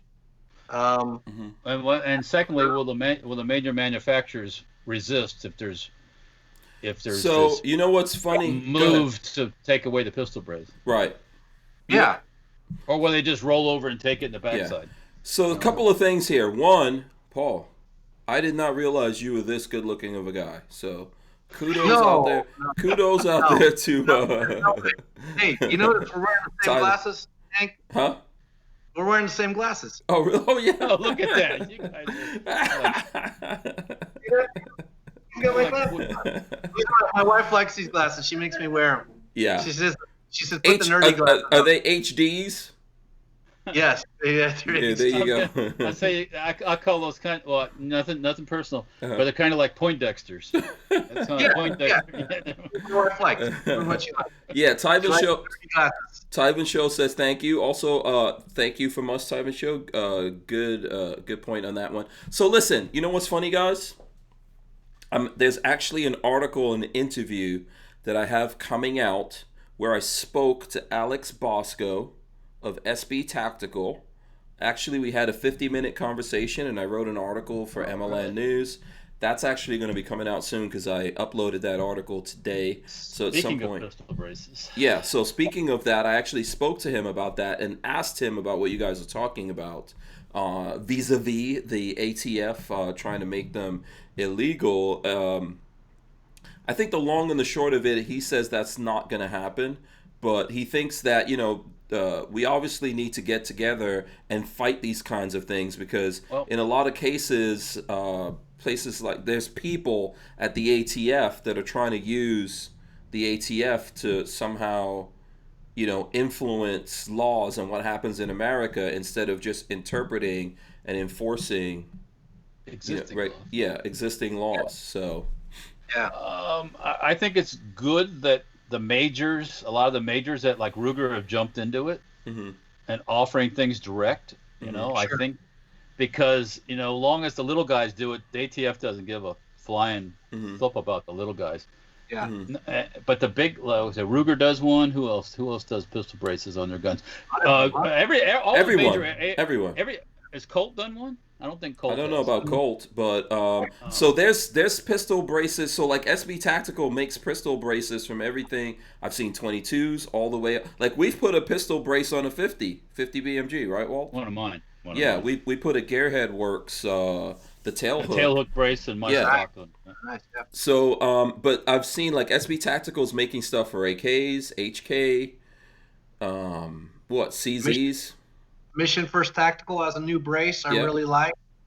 It feeds from a different section of the market, which I really like. I mean, if a guy can afford a $100 brace, there's plenty of braces out there, but there's some. It's a nice brace for $40, and I think that is good too. I think we need to support every section of the market with products like that while they're available. Also, we need to stand up for these things. Like I think what happened with the bump stocks. And, if you want to talk about, like you're asking about practicality, I actually think that the binary triggers are way more practical than bump stocks, right? Yeah. I could never get a bump stock to work properly, ever. I've tried many times. But I don't believe that the bump stock should have been turned into machine guns like these guys did, right? And the thing is no one stood up and fought for that, and that was a whole bunch of bump stocks that got, shredded up or... That was...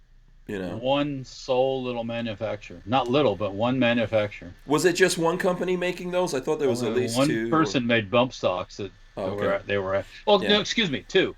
Fostech made a bump stock. Yeah. But theirs was not made out of plastic. Theirs was all aluminum.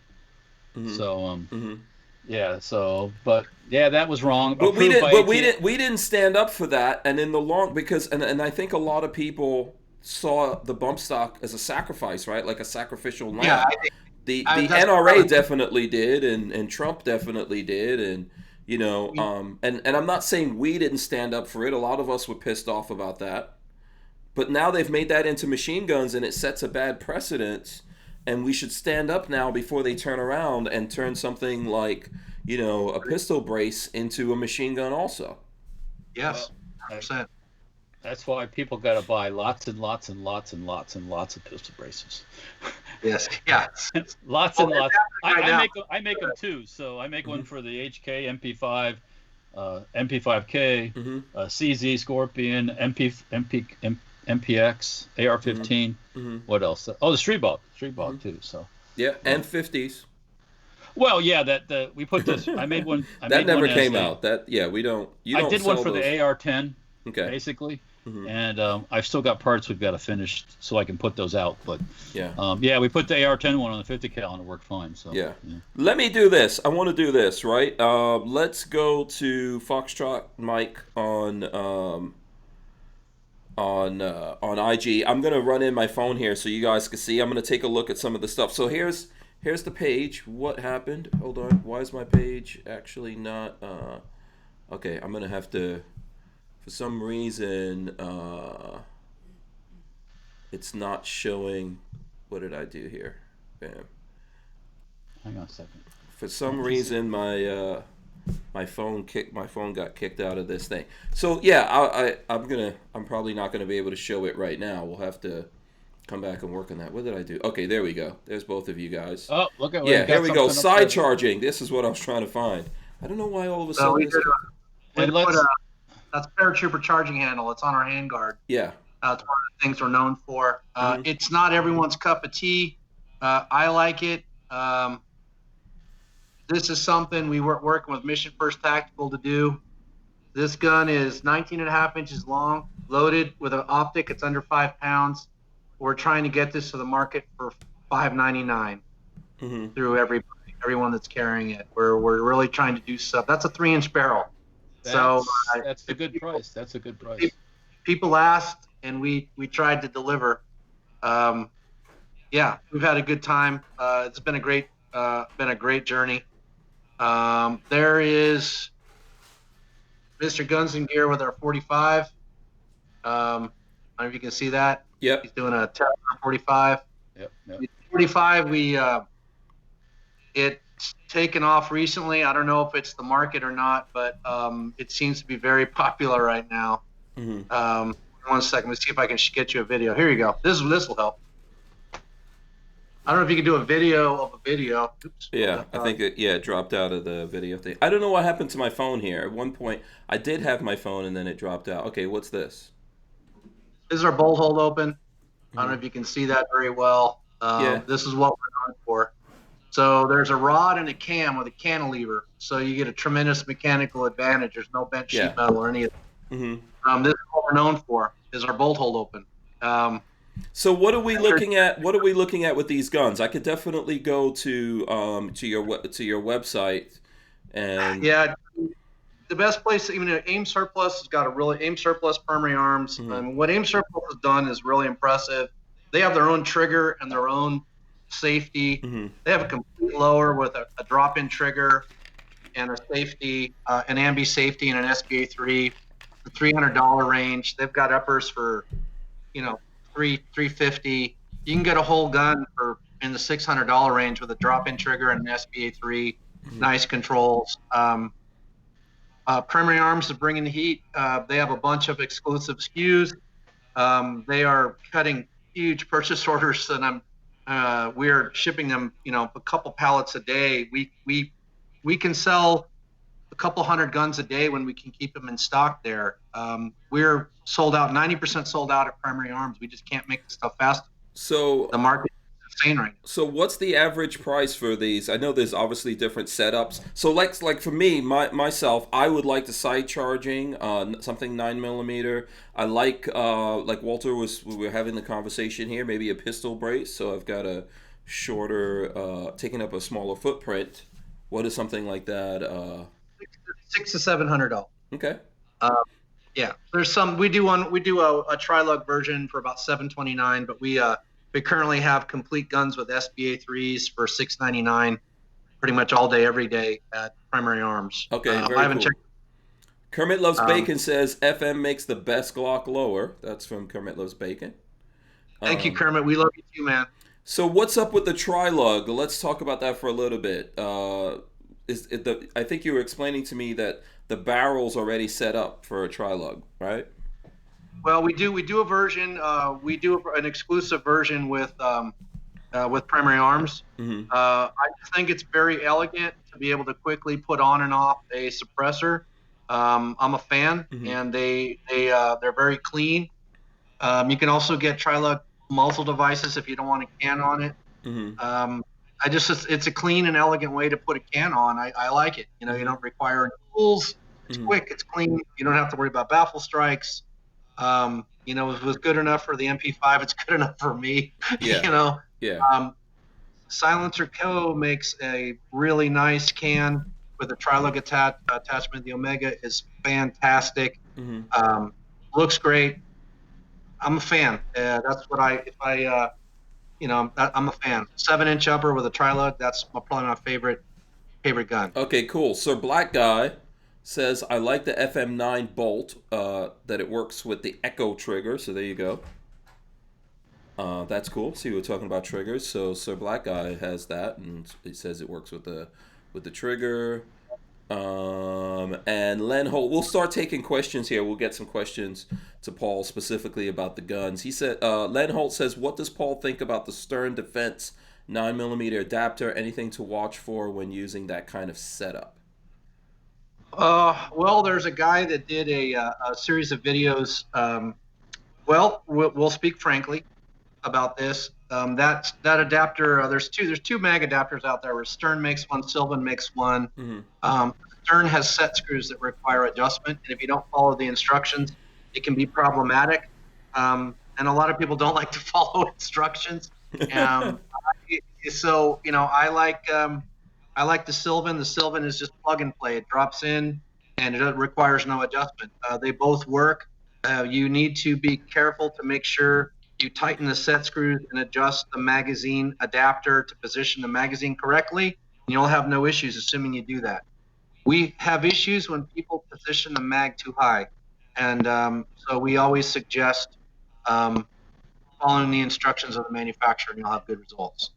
But there is a series of videos on YouTube. If you go on YouTube and you check out Stern FM9, a guy did a series of videos and went over it in great length. They work fine. Assuming you're following the instructions. We've had no issues. Okay. All right. Cool. But assuming you're following the instructions. Yeah. Walter, was there something you wanted to jump in there? No, I'm not familiar with the Stern Defense. What is that, a mag adapter? What is that? What is it? It allows you to take an AR-15 lower and put a magwell adapter in it. You can use a Glock mag to feed a 9mm. Okay. Mm-hmm. Okay. Yeah. I think there was a couple. I remember at some SHOT Show seeing something like that. Remember that, Walter? There was one that was from, polymer. That was from what do you call it? American ATI. Yeah, ATI. Yeah. Correct. Yeah, I saw that. I saw that at SHOT Show. Yeah. I haven't really seen that much about that out there.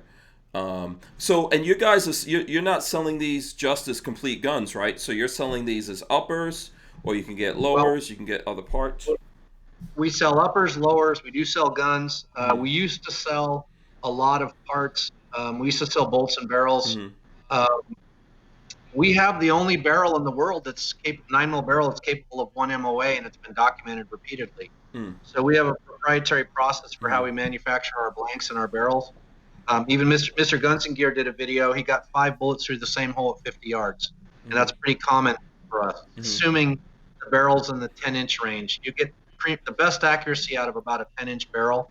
Any shorter or any longer, and you will have depreciating results in terms of accuracy. It's just the perfect length for accuracy. We used to sell barrels and bolts, and we just can't make enough to produce them. We're finally to the point now where we're hoping this next month to be able to sell barrels and bolts again. Okay. But the uppers and the lowers are keeping us really busy. Growing is a very scary thing. I'm sure, Walter, you're seeing that now. I mean, how fast do you grow? How big do you get? I mean, it's really hard to become a big company and not have mistakes happen. I'd rather sell out than put a bunch of product out there that isn't as good as I can make. And we still make mistakes, man. I'm not going to lie. Mm-hmm. We employ humans. Yeah. And, Walter, I'm sure you feel that too, right? It's crazy times right now. Yeah. You can lose control of things if you get too big, because there's always this, just hire somebody to do it. And it's like, well, how do I know they're do it right? Mm-hmm. It's like this is as big as we're ever going to get. I don't ever see us getting bigger than this. Well, you definitely want to control your growth and make sure that you're still able to deliver the same quality control over what you're doing. Sometimes it's better to be small than to be a big company, especially when things are changing so rapidly. Yeah, because if you're smaller, you can adapt to the changing market pretty fast. But if you see these big companies and they're like, I'm thinking, why are they still making this thing? Because Why they're a big why are ship. they still making? Yeah. Why is Springfield Armory still making the Saint? Yes. Yes. Or AKA the Hillary gun. Yes. Why are they still making that? And they don't get good reviews on a lot of their stuff either, too. So it's like, could they just pick it? They're buying parts and putting it together. That's why it's all. No, and I love their marketing. It's like melanated barrel. Like it's something special. Yeah, sexy. Like the barrel, melanated. Yeah. Like, yeah, that's what everybody does, man. I'm not going to give you a pat on the back for that, man. You know what I'm saying? Yeah. It's like everyone's melanated. Yeah. But you got to remember, every day, thousands of people turn 21 or 18, if you can still buy 18 in the state you live in. So every day you have thousands of new potential customers. Mm-hmm. You know, you forget that when you get older. But, you know, every day there's new people coming in the markup looking at oh, wow, the Saint, look at that. It's got melanite. Walter, are you going to buy, let's say you're going to buy like an M&P 15 or a Ruger 5.56. I'd probably, if I was going to point somebody towards a good, I want to see, Ruger does good stuff, man. I mean, I like Ruger's PCC, and they're a successful company. They do some good stuff. Mm-hmm. What are you going to point? Which gun? Somebody wants to buy an AR-15 and they're going to buy a major brand. Who would you point them to? $600 range. Ruger? Tough one. Yeah, Ruger, I mean, there's nothing wrong with Ruger makes a lot of their own stuff. I mean, you know, I haven't heard anything bad about it. 10 years ago, I would have been a Colt. I think like a 6920 or something like that. That's what everyone. But yeah, I think if a major company is out there messing up an AR-15 right now, then they shouldn't be out there doing it. So Smith & Wesson has those sporters. They're fine if you're getting into it. Yeah, I mean, you know. Yeah. You know, Ruger's fine. M&P's, you know. Palmetto State. I just said Smith & Wesson. PSA, PSA's fine. You know. Yeah. I mean, there's nothing. They're not making terrible stuff. I don't know. Are you like on the? I don't know if this is a thing, Paul. Are you anti those guys? I don't know.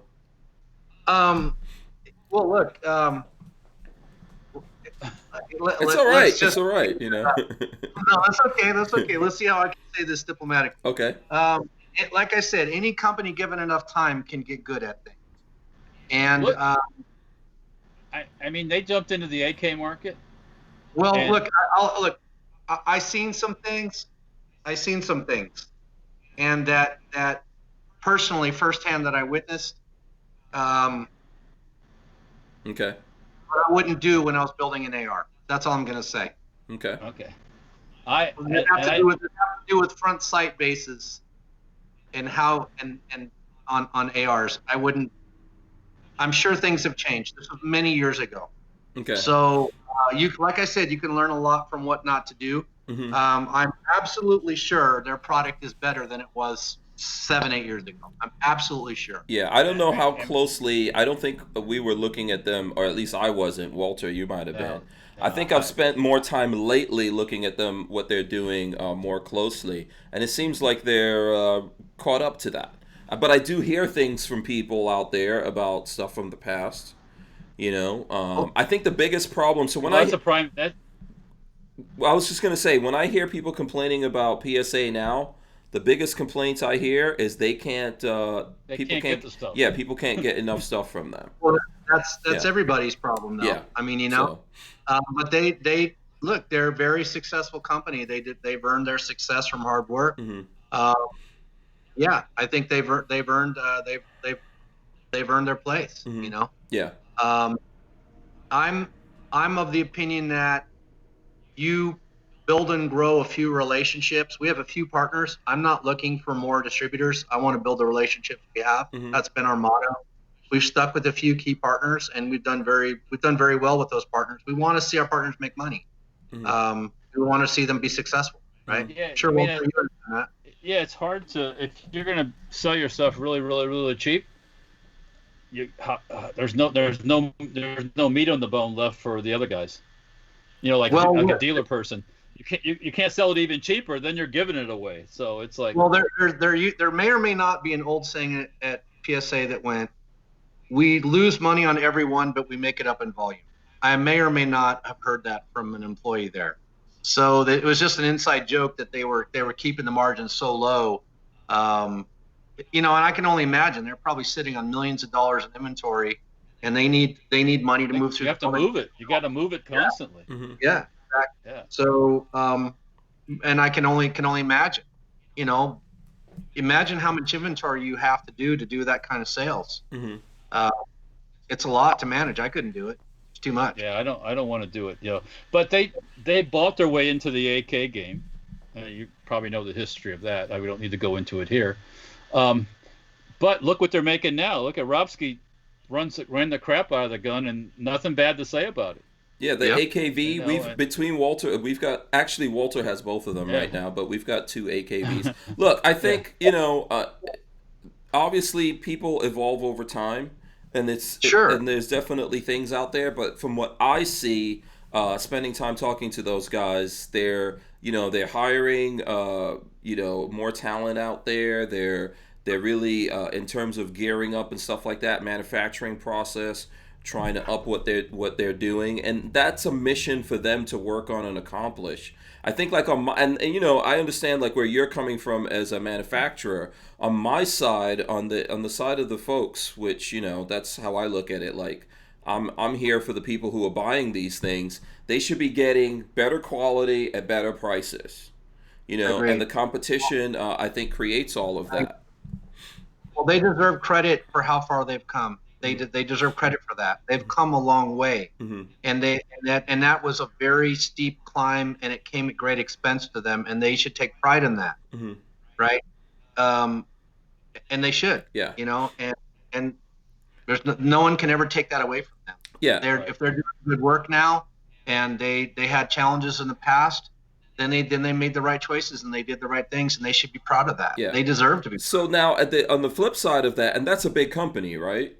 Like those guys, that's a pretty big company that they have going on over there. I think that the benefit of being a smaller company, which let's say like what you're doing, what Walter's doing is a smaller company, is you can cater to a smaller section of people maybe, right? But have those loyal customers where you're creating things that those guys are really looking for on a level that they're looking for, and then maybe they're able to communicate with you directly. I think Walter sees that. You're filling a void where nobody else is want to do it or bother to do it or whatever. Yeah, and it's all good until the big guys see it, because when the big guys see it, then they come along and crush you. Walter has Walter's lived through some of that. You can try, I guess. Yeah. Remember, there's mm-hmm. something to be said for working 16 hours a day for 4 years. You stop caring about when people throw rocks and stuff, or people try and tear you down. I mean, mm-hmm. that's kind of liberating to get to that point. Mm-hmm. We've our customers like us, and they're advocates for us, so we don't really have to defend ourselves. That's a great position to be in. Yeah. So let's talk about some of the things. Like I see American Freedom Outdoors says, any plans to make a folding stock adapter? I'm guessing that's to FM Products here, to Paul. So we, shout out to Mike and Zach at Law Tactical. Mm-hmm. We have done some collaborations with them. I don't want to say too much. We are always looking at new opportunities. I would say if you want a folding adapter, the Law is the best there is out there on the market. Mm-hmm. If you're going to spend money, we put a lot of the Laws on our stuff is designed to work with the Law adapter. It's a high quality product. Mm-hmm. We do have some things coming out in the fourth quarter and the first quarter.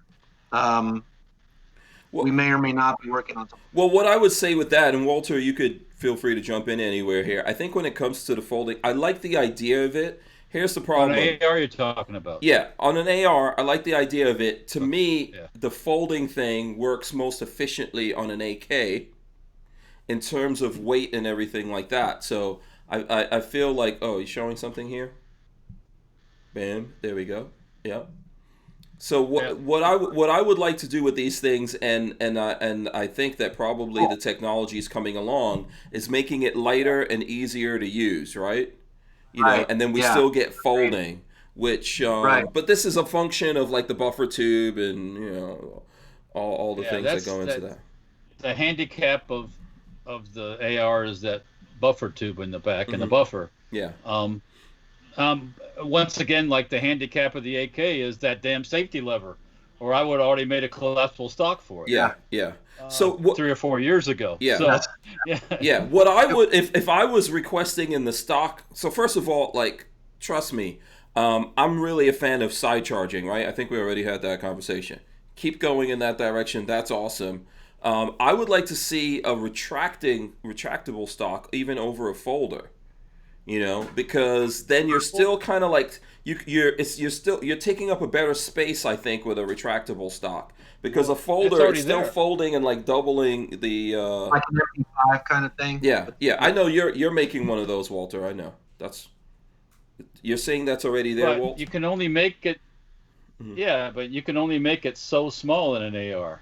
Right. I mean, I know there's some people that make it smaller than I do, but at what cost? I don't know. Does it work as well? Do you have to? Well, without redesigning the whole AR, I guess. Yeah. Well, let me ask you. Let's say you had an upper with an integral recoil system like the 180 or a SIG. Yeah, which is already done. Yeah. Would you rather have a folding stock or a collapsible stock? I'm going to say collapsible. I make a collapsible for the MPX. Yeah. That collapses down. It doesn't go all the way down, obviously, because you got to have some kind of mechanism in the back. Yeah. The SIG folder with a piece of Picatinny rail in the back is the best way to go. You like the folder, Walt? I like the SIG folding stock. Okay. That came with the MPX. That came with the MCX. That SIG doesn't make anymore for some reason. Is the best fucking stock there is. Really? Sorry. Okay. It works with every gun you put it on. Okay. Sorry. Yeah, I agree. Yeah. I agree. I like folding stocks. I do. I wish they would fold to the right instead of the left, so that when you're on a sling, you can deploy instead of taking the gun away and folding the stock. Like I'm not a high-speed, low-drag guy. I'm just a machinist. But doesn't make sense that the stock folds to the left instead of the right. If I was going to do a folder, I'd fold it to the right. Yeah. You typically everything, aside from like your design, would you have the charging handle in the front? It wouldn't be in the way of it, but if you fold, does your charging handle flip left or right, or just stay on the left? It's ambidextrous and it's non-reciprocating. Okay, so you can put it on either side. Yeah, that's cool. You could have a nice side folding stock, and it's not in the way of the charging handle, probably. Yes. Yeah. Yes. You can't do that on an AK to the right because of the damn safety and all that stuff. I mean, you can if you don't want to work to safety. Yeah. See, what we're trying to do is build the perfect carbine here.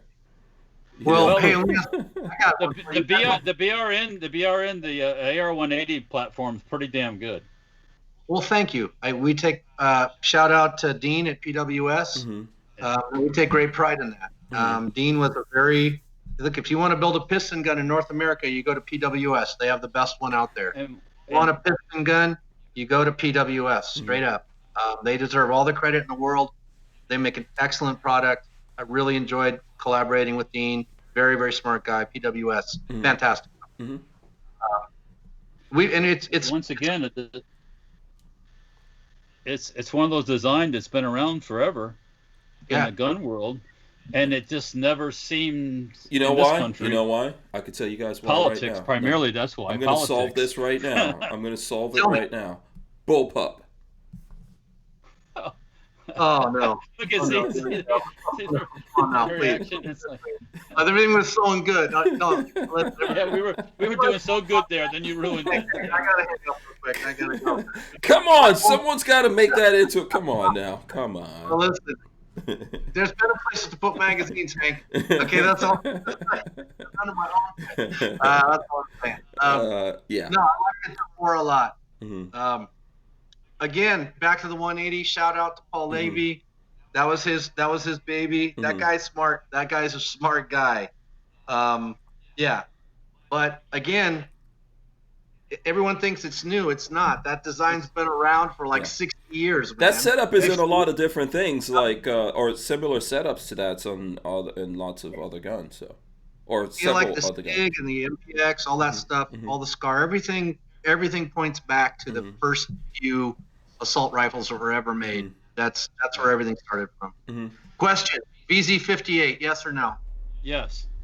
Absolutely yes. A lot of people hate that gun too, but I've shot it full auto, and it's a magic badass. gun. Yeah. Why do you It's a guys like magic the VZ58 so much? It is. Lightweight. It's designed based on off of a light machine gun that they dumbed down for an assault rifle.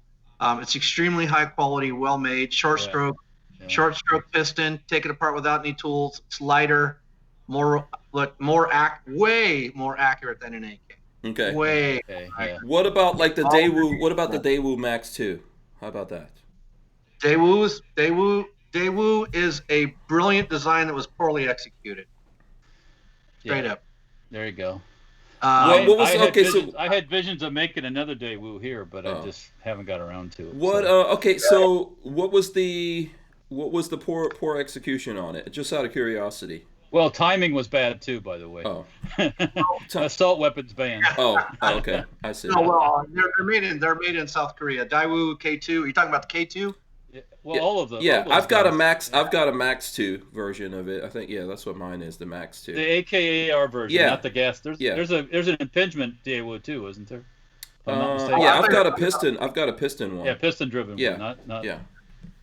The original design, I like that folding stock mechanism. It's extremely strong. When you look at the original SCAR that came out, there were some inherent design flaws in their claw that would fold. That claw would just break off very easily. Yeah. And the ACR had the same issue. So how the claw interacted, there's a claw, when you fold it, the button comes and grabs the receiver. Yeah. And there's a thin cross-section of aluminum. So they had to make the claw out of plastic, which means that you could very easily break it, and then the stock wouldn't stay out. And that's the same with the ACR and the SCAR. If they made that out of aluminum or steel, when you saw these loads that you would see if you fell on the gun or something where the hinge is, it would destroy the receiver. So they had to make the claw out of plastic. There's no way around it. So it's a serious design flaw. Like if you take a back in the day, if you had a SCAR and ACR when they first came out, if you tapped the stock on the table, it would just break the latch like that. And that was designed to fail because they holding latch. It's a good thing. You definitely don't want a butt stroke anybody, do you? No. Well, you can put that on your list of SCAR complaints too, because I don't know if they would fix that. I personally don't like the stock on the SCAR. I'm a lefty, and it's not lefty friendly because of that sharp button thing that pokes up on the side of the, and I just don't like the way it looks. It looks fugly. I never wound up buying a SCAR, man. Bullpups are way better. I'm just gonna say that. I know. Whatever. Worse. I've never messed with the ACR, to be quite honest with you. I've never. It's pretty compelling. Yeah. It's pretty nice. So listen, we've got a couple of minutes here, and people will be, there's a lot of people asking this question, so I'll try to get to it. Obviously, I think I'm having fun talking to Paul here, so we'll get him to come back on at some time if you guys have more questions. But so far as your guns, people are asking about 10 millimeter. And then we have it coming out in the fourth quarter. It's going to be something completely different that's never been done before. Oh, okay, Here's the problem with 10 millimeter. Uh-huh. You have to be an idiot to make 10 millimeter that does not have 2.8 pounds of mass. Listen to what I'm telling you. Blowbacks are dangerous. If you have a 10 millimeter on the market that is blowback and it does not have 2.8 pounds of mass, you are playing with fire. If you are making a gun that is making a 10 mil that has less than 2.8 pounds of mass, you need to stop doing that. Someone's going to get hurt. So you need to have a delayed blow. Oh, no. Maybe you do. Maybe you're doing I don't know. Possibly. I don't know. Oh boy. Maybe it has a quick change barrel like an Uzi that has a handguard that goes on and off quickly, where you can use your hand to unthread the barrel and quickly switch handguards, barrel lengths, or calibers. Maybe you did something like that. Oh. I don't know. Maybe you could shoot 45 or 10 millimeter if you chose. Are you listening, Hank? I'm listening very intently. Yeah. I don't know. Sounds. If you want to check it out sometime, I know a guy. Yeah, I want to know all about that. Quarter. When did you say third quarter? Fourth quarter. Fourth. Okay. Working on it now. And what about 5.7? You thought about that? I'm gonna do 10 mil first. 10 mil? I'm gonna do 10. Yeah, Okay. probably better. Because We've been asked- it's like a demand situation, right? Like, is there really going to be a demand for the 5.7 versus like 10 mil? I also think ammo availability, right? Yeah. I think 10 mil is going to be easier to get than 5.7. Yeah. Yes or no? Yeah, I like the if you could do 10 mil 45, easier to suppress, all Yeah. that kind of stuff is good. I mean, to me a 9 or a 10 is good. I know like the 5.7's kind of still a fantasy thing out there of seeing someone else making something other than the PS90 or your regular 5.7 pistol. I know people have tried it in different ways. We even had stuff that just came out, so that's interesting. Go ahead.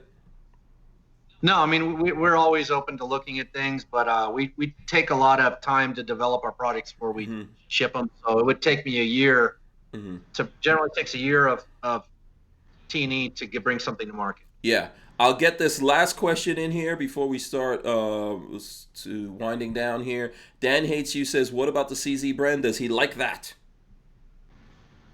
Yes. There you go. Easy, Walt. I don't. I have an 805. I don't have. I have the tank version of the CZ Bren, the heavy one. Right. It's a brilliant design. Yeah. I just. They deserve credit. Yeah. I have the world's heaviest pistol. I'll just say that. And, I have one as a pistol. Hey, CZ's bringing the heat. Yeah. Good quality guns. Yeah. I like CZ. I predict at some point in the future, Foxtrot Mike will make a bullpup. And like I said earlier, at some point, How do you know I haven't already done it? Oh, see. Oh, we're gonna have to go down and take a look at the safe. So, no, I mean I have experience with bullpups. I do. Oh. There's a few of them out there. Mm-hmm. I don't know. Do you like them? I am a bullpup fan. I have. Couldn't tell. Yeah. Tavor? I have a Okay, Tavor. I have a Tavor. I have an X95. I have a Steyr AUG. What other bullpups do I have, Walter? I have the K&M M17S in 308. You have that Walther 22. I have a Walther 22 bullpup. I have a bullpup pistol from Barnauls. Really? Yeah, from Barnauls. I got lots of I collect bullpups. I have the zip gun. You know that 22 zip? Remember Yes, that thing? I do. That was horrible. It's okay. That was one. Hey, shout out to Hector at Tavor. Tavor, I like their stuff. Yeah. So I'm all about bullpups. I've got the RFB from Kel-Tec, RDB from Kel-Tec. When you come out to visit us in Florida, you'll see my bullpup collection. So, Okay. and maybe I'll be getting a FM Products bullpup sometime in the future. Okay, well, we'll see. I might be wrong now, but I will be right in the future. Okay, I believe you. It's just a matter of time. Okay, so listen, let's do this. We'll wrap this up here. We'll get Paul to come back because we got really heated here. I don't even think we got into anything that we were planning on getting into, but it was some good conversation going here. So, hey Hank, thanks for introducing me to Walter. Walter, pleasure meeting you. Yeah. I've heard you. Your name sounds familiar. And Paul Noonan. Maybe somebody. He sounds like a maybe rock somebody star. else There's has a asked rock. me, hey, do you know Paul Noonan? It's like. Wasn't that like one of the Beatles or something, or one of those dudes? Someone was named Paul. One Noonan. of the Hookers. One of these rock stars was named Paul Noonan, right? Paul McCartney. Yeah. No, I don't know. Isn't that the name of a rock star? Am I wrong? Paul Noonan. Yeah. What is it? Hey, please send my regards to Peggy. I really appreciate it. I will. I'm gonna have a long talk with my wife tonight Oh boy. about Yeah. making cookies. So let's do. I didn't mean to start nothing. I didn't mean to Oh, start. you did. You did. Don't do it, man. Don't do it. That's my advice to you. Don't do it, okay? You don't want to be sleeping on the sofa. So listen, Paul, Okay. if folks out there, if they're watching this or listening to this, because we'll put it up on audio, and they want to either communicate with you guys or find out more, where should they go to? Easiest way to reach out to us is info@fm-products right now. Mm-hmm. We are going to, in Boise, COVID hit us pretty hard. We have people that are on their second or third 14-day quarantine, just coming in contact with people that were sick. So it's been very hard to man the phones, and so that's hurt us. in terms of that. Email is best right now. I expect that to change in the upcoming weeks, but we're slammed. So info@fm-products is the way to go. I read majority of the emails. If somebody needs to get a hold of me directly, it's paul@fm-products. I'm pretty easy to get a hold of. Okay, very cool. By the way, Mr. Lovell says Paul Newman, and Brian Quick says Paul Newman, the actor. So there you go. And Armament and Axis says no, Noonan was a person in Caddyshack. That's it. That's the one. Exactly right. So there you go. Okay, very cool. Walt, how can the folks out there keep up with you? They can check us out on, well, if you do the interwebs thing, Safety Harbor Firearms on Facebook, Instagram, YouTube. You can give the shop a call. You can email. We haven't been hit hard by the COVID-19, but you gotta talk to Peggy and be nice. Yes. Peggy's going to be selling those cookies, right? It's going to be Safety Harbor Firearms SHTF cookies. Is that? That is actually I forget. That's a hotel recipe. I forget which major chain makes those cookies and gives them away to their people at the hotel. But yeah, she found the internet, the recipe on the internet, and they're really good. They get oatmeal in them and stuff. Yeah, you're just causing trouble with Paul and his wife, man. Yeah, I'm just giving her a little stink eye. Yeah, that's okay. Yeah, listen, she could do so much better than me. So like I'm just lucky to have her. Yeah, absolutely. Okay, so everyone stay right there. No one go anywhere. I'm gonna run the end of this show here. Thanks to everyone watching. Big shout out to Franklin Armory for sponsoring us. One of the things I want to remind everyone here that we are going to rip out the audio from this and put it up on iTunes and all the other places that you get this stuff. Don't forget to like, share, subscribe, ring the bell so you can be notified whenever we go live. And go to hankstrange.com, sign up for the email list.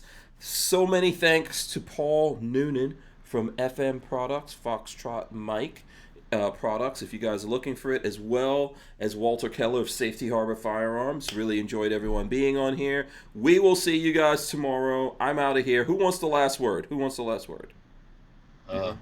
Like always, be civil.